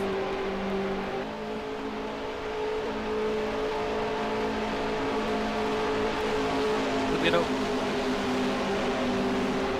I don't even know what to say. I'm speechless. I was thinking, like we said at the beginning, like it would have been a lot more cautions, but I guess now you're like, where's the cautions? I think I don't know if it's gonna be cautions, precautions. So let's hope not. But we might see one more. Yeah, he might. Someone might try to clear themselves or send it in too hard. Or Michael. Who knows, man? Just Michael. Yeah, just Michael. Woo, this exciting Ford. My pick in first place currently, and cut in 4th place. Little man's pick. I mean, right now, little man, you're a driverless to say that. What are you feeling right now? Oh, as a driver? Are you asking me as a driver what I was feeling right now? Yes. Man, it kind of depends on the situation that I would have been in prior to the caution. You know, if I was somewhere where I couldn't fight for the win, I'm excited. I'm ready to send it and be aggressive. If I was someone who was probably going to have a good finishing position or maybe even a win, I'm upset, but I got to compose myself, get it together, and make no mistakes, be clean to the end. So it depends on the situation you have before the caution, but in any case, I think you got to be ready to get your hands out, or get your elbows out, and you know, be ready to be aggressive and not be pushed aside here, because that's what everyone's going to be willing to do. And as a commentator, we're both ecstatic. We're about to go 6 to go for the Coca-Cola 600 for Bubbles Cup round number 12. Green flag back in the air. Ford gets the jump on Chesko, and currently and hopefully keeping it clean. But remember, Michael, who has a damaged car, but he's been able to go strong fully. But there's also Heg in the number 77, looking to make a move. But currently Ford has just extended his lead from that restart, and he's looking to pull away. Yeah, he's done a really good job getting the jump on everybody on the restart zone, so Chesko wasn't able to go side by side into turn 1. He's under a little bit of pressure from behind. Michael was past Cut a little bit, still going to be frustrated behind Michael. Michael tried to secure podium position. I would think only Chesko could really make a difference on the lead, but he's got to string together a few good corners to really get ahead and to try to dispatch with these midfielders and challenge Ford, but Ford is sitting pretty right now. He needs to do a lot of good corners, especially with how good Ford has been. And with the pressure that Michael will bring, honestly, I don't know if he's able to do it and catch up to Ford. Yeah, I don't think so, but it could just be a single mistake from Ford to bring him back into contention, but he's got a really good line here in 3 and 4. Chesko's a bit wide. He's going to be under pressure from Michael probably if he does that again. And now the gap is going to be more than a second, I think. It's 1.2 at the line with 4 to go. Ford is all but had it completed. He had it completed basically before the caution, and now he's in a great position afterwards. So it seems like he'll get it done. Definitely, and Michael is still battling for that second place position with a damaged car. Again, one of the best, if no, the best damaged car that we've seen. But he makes the pass for second, and Ford is nowhere to be seen. Yeah, as long as Michael's in second holding up Chesko and Cut, no one's going to be able to touch Ford, I don't think. And Michael, of course, doesn't care. He's trying to get the best position he possibly can with this car. The best position he's got. And I think it might be it, as Ford is just so far. He's just extended it since that since that restart that had happened. Again, Ford's return. He got suspended for 8 weeks, and on his return back to KRE, he's in position to win, and he most likely will. And it's most likely going to be Michael in second as well, because we're seeing some switchbacks and some fighting going on between Cut and Chesko. Cut was trying to get back underneath Chesko, but he had a good run off of Ford to hold his position. He's being hit in the back by Cut, so he's going to go up the track a little bit. Cut will be on his inside. I think that'll be it for the top two at least. Michael's under no pressure. I don't think he's got the pace for Ford. Ford's got to run 2 more clean laps, or 1.5 more clean laps. Cut and Chesko are going to go at it, man. They're pushing each other up in the wall. Heg might even get P3 here. That'll be the battle to watch, I think, in this last lap. And as we come to the white flag, Ford coming back after 8 weeks. And he's looking. He most likely will win. Michael, the damaged car, trying to catch up at any way he could. Coming back to this 3rd place battle. Chesko trying to catch up to Cut. They finally got away from each other, and they're a little bit spread out. Cut, he's going to look to defend, and Ford onto the wall, and on to turn number 4. Off turn number 4, he wins the lock. He doesn't win. He's about to, and now he wins. He wins at the Coca-Cola 600 in his return. Michael gets second, Cut in third, Chesko 4th, and Heg in 5th. That is your top 5. What a race for Ford, and Michael for that matter. Yeah, a great race for Ford. Secure the win after he had it all but completed until that caution, and then a level head. Got the restart done for him quite well, and he saw clean air and just never looked back, so it's good for him, and just incredible for Michael to pull that damaged car into a 2nd place. Even after all the mistakes and the caution with clean cars behind him, he managed to keep 2nd place. So that's just an insane performance from him. Mostly fast, but just nothing to sell yourself short from. An insane run Michael had. He served his penalties and he did everything he needed to do. So crazy win as Ford. He might celebrate it, will he? Or no, he's just gonna stay there. Looking pretty, like you should be. That's the best way to have a return to racing, for sure.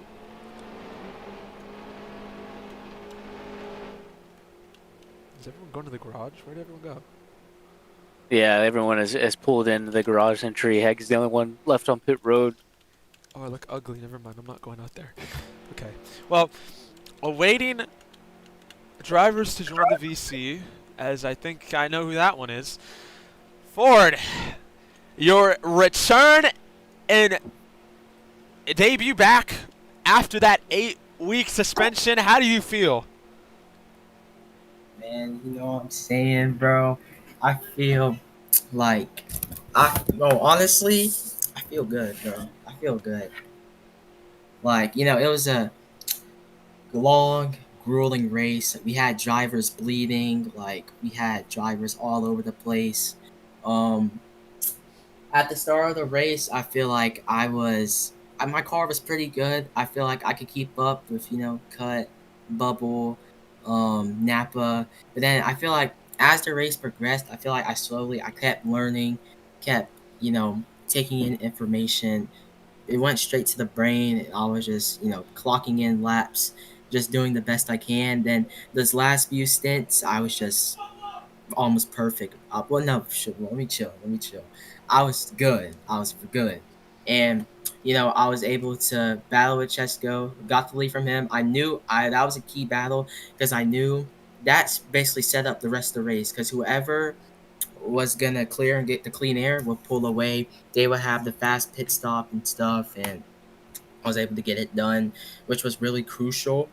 And then that last stint, that second to last stint, I was doing really good, just logging laps, trying to go as fast as I can. Then likewise, somebody has to flip somehow, wreck, throw out a caution late, and all I knew is that restart. Well, I had to get a fast pit stop, and I knew on the restart, like I gotta be aggressive. Like I can't let. Well, no, I knew I went early in the box because I wanted to have a big run into one. I didn't want everybody to be packed up, so I tried to go as early as possible. And yeah, just those last 10 laps, I was dialed in. You know, the Chevys they tried to get me, but prevailed. Honestly, GG's to the competitors. I mean, everybody, yesterday they were all talking trash to me, saying I was washed and stuff. And honestly, I don't really have anything good to say about them. I'm just happy that you know cheered everybody up. So yeah, I'm still the goat. So it's Alrighty. nice. Little man, you have anything to say? Well, congrats on the win. What's going through your mind with 7 laps to go when you have to take that restart after you had the race basically won and then someone flipped over? How do you compose yourself going into the last restart? Can't lie. I was willing to wall somebody. Can't lie. And nah. I think that I was just honestly, I don't even know, bro. Like I was thinking that people are definitely someone's definitely gonna bump me. Someone's definitely gonna run into me. But I was just able to get a really good jump. I was able to clear the person on the outside into one, which was really crucial to me getting out to the lead. And I just knew I had to pull the gap immediately if I wanted any chance at winning. Because Bubble, even with a damaged car, he's still the fastest car. He's still really the fastest car. But really, all race, anybody can get in clean air, and it's gonna be super hard to catch them. So all I knew, if I have clean air, then I'll be good. That last lap, in the turn 3, had a big lag spike, and I low-key got PTSD from another league. I thought I was in the wall. I thought I lost it for a second, but held on to it. So definitely, this is a long race. My brain kind of hurts. I think my brain's turned to mush. I'll probably have to disconnect for a bit after this race, just to get the mind right. But just super happy. Haven't raced in like 2 months in this league. I haven't. Yeah, no, didn't really do good in practice either. Bubba was just whooping us, but to come back, really better than ever. Honestly, I just persevered. I learned from my mistakes, and now I'm ready to redeem myself for all the wrongdoings I did. Alrighty, congratulations, Ford. And one more thing, I wanna shout out Blake because I also want to shout out Snowman because they both been very supportive. You know what I'm saying, and they definitely helped me through the hard times. I also want to shout out Jouxmow because he also needs a shout out, and then I also want to shout out Bubble for letting me race. So yeah. Alrighty. Again, congratulations on that win, Ford, and I definitely see more to come. I also want to shout out Agent. You're done. Okay. We're gonna go to another driver, and let's go see to our second place. I gotta go to the back of these little drivers that are away. And your second place car, which is, I'm so surprised, a very long crawl, but that is Michael in the number 4. How do you feel, and will you say anything today?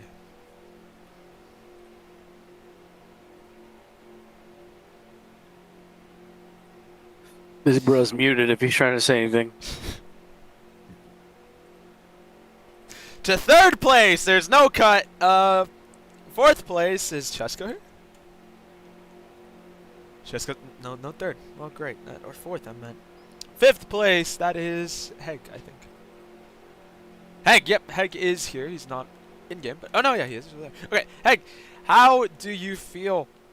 You were one of the survivors of this long and grueling 3-hour race, and you were able to at least get a top 5 from that. How do you feel? You know, it's a long race, so I didn't really have the pace to keep up with the front guys, so my strategy was just to be clean and mind my business and stay clean, and it seems like that strategy works every time because I end up with a top 10 or 5, so. Alrighty. And little man, you got anything to add?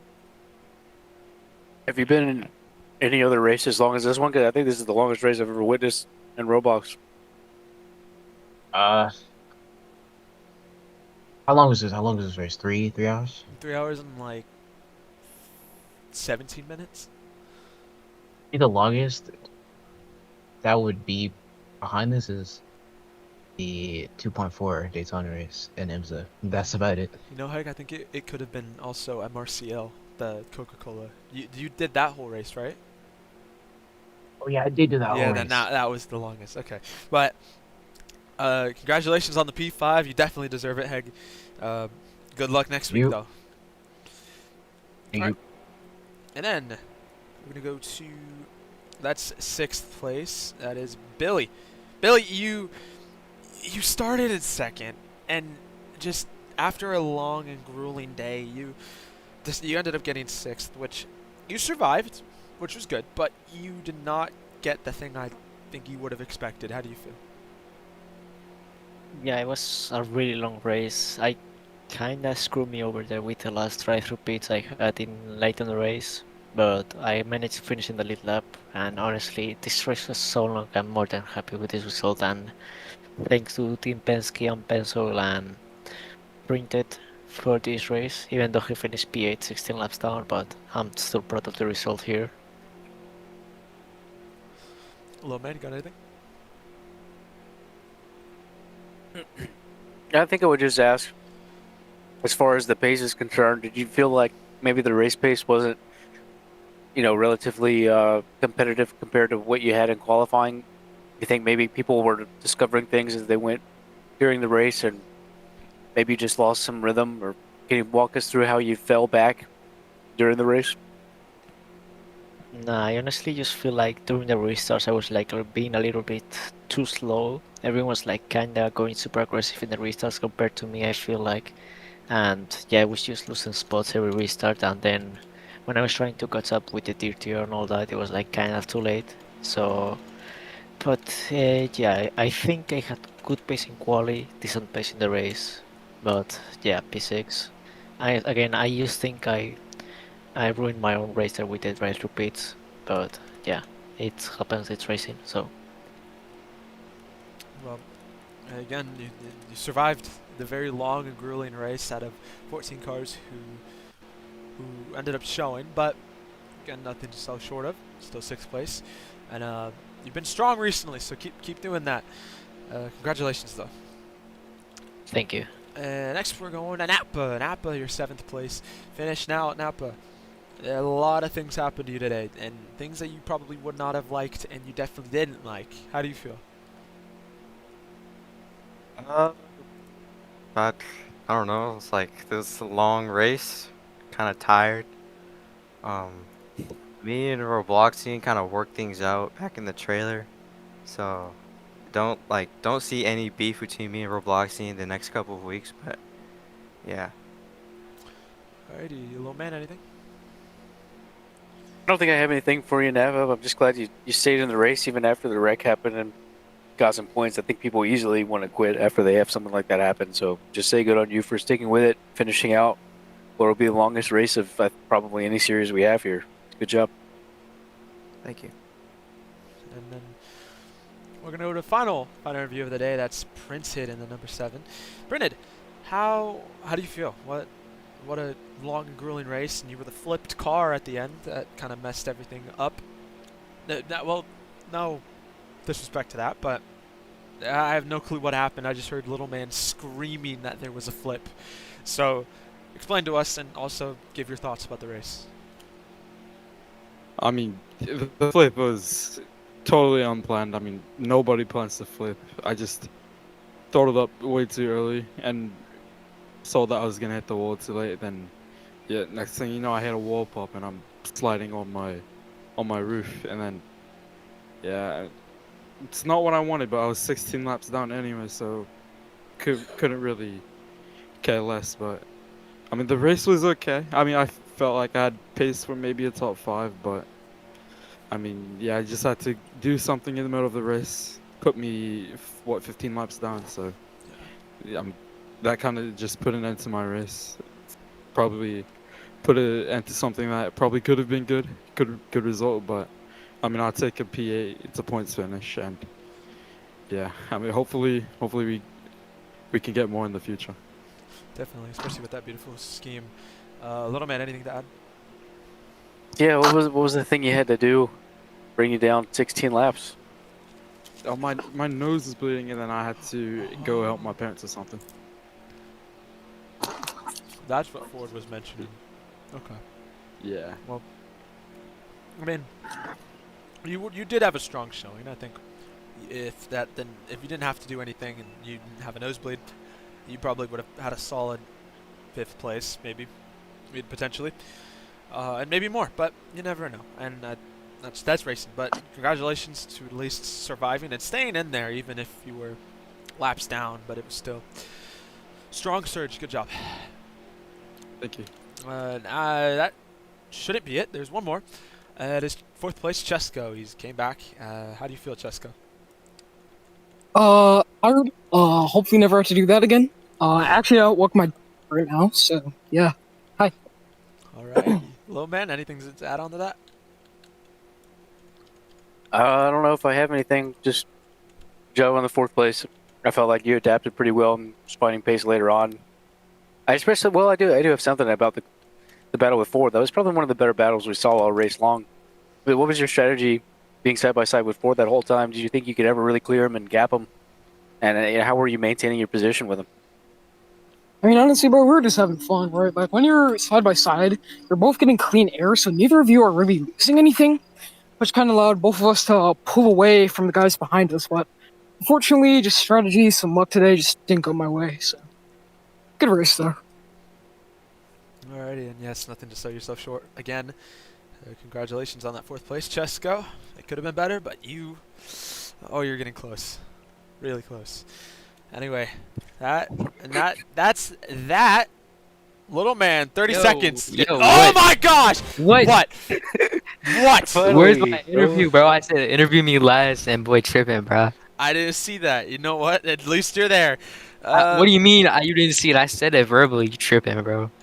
Okay. Just speak when you're spoken to. How about that? Just do your interview whenever we interview you. Okay, Dada. All right, Michael. How do you feel? You had an insane day. You were up, you were down, but then you were really up, and somehow ended up 2nd. How do you feel? All right, give me a second. I think today was a pretty good race. Started on pole, got the pole points. We're back in this championship full time after retiring for a couple weeks. I wrecked myself on the front straightaway, was too zoomed in, and cleared myself on roboxing. To explain the late penalty, since there was no other host, I had to review stuff under yellow from stuff people clipped in the stream, and that's why penalties were so late. But yeah, I had a lot of pace. Even with damage, everybody's lucky that I got damaged because I would have probably lapped the entire field. I'm just that fast. You know, going into Motegi, we're bringing the same pace. Not even a thing for me. We're bringing the same pace to Motegi. You know, really fast. Goodyear tires. Sunoco fuel. Thanks to my pit crew for not messing up my car while repairing it. You know, they could have like hammered in a track bar or something and messed us up pretty bad, but they didn't. So pretty happy about that. All I can say is that Ford sucks. He's just not really a good driver. So I mean, we'll see that Motegi, and we'll see how slow he is compared to me, along with everybody else. Alrighty, and we're not even gonna let Little Man talk to you because, quite frankly, we're done. Little Man, last final thoughts, 30 seconds. Well, this was a super long race, and I'm tired. I'm glad it's over. And congrats to Ford on a good return. I'm ready to go to bed. Alrighty, you leave me the last 55 seconds. Alrighty, that was the Coca-Cola 600 for the Bubbles Cup. Round number 12. It was a long, grueling race, but Ford ended up coming out on top and winning the whole thing. Michael came back up to second place with a broken car and a damaged car that he wrecked himself. And it was just a long race. I'm tired. Little Man's tired. Everyone's tired. The Europeans stayed up till 5 a.m. I don't think I can do that for a race, but congratulations to Ford. Congratulations to everything. Kart is tomorrow. The Kart FedEx Championship at Michigan for the Michigan 500. Tomorrow at 3 p.m. EST.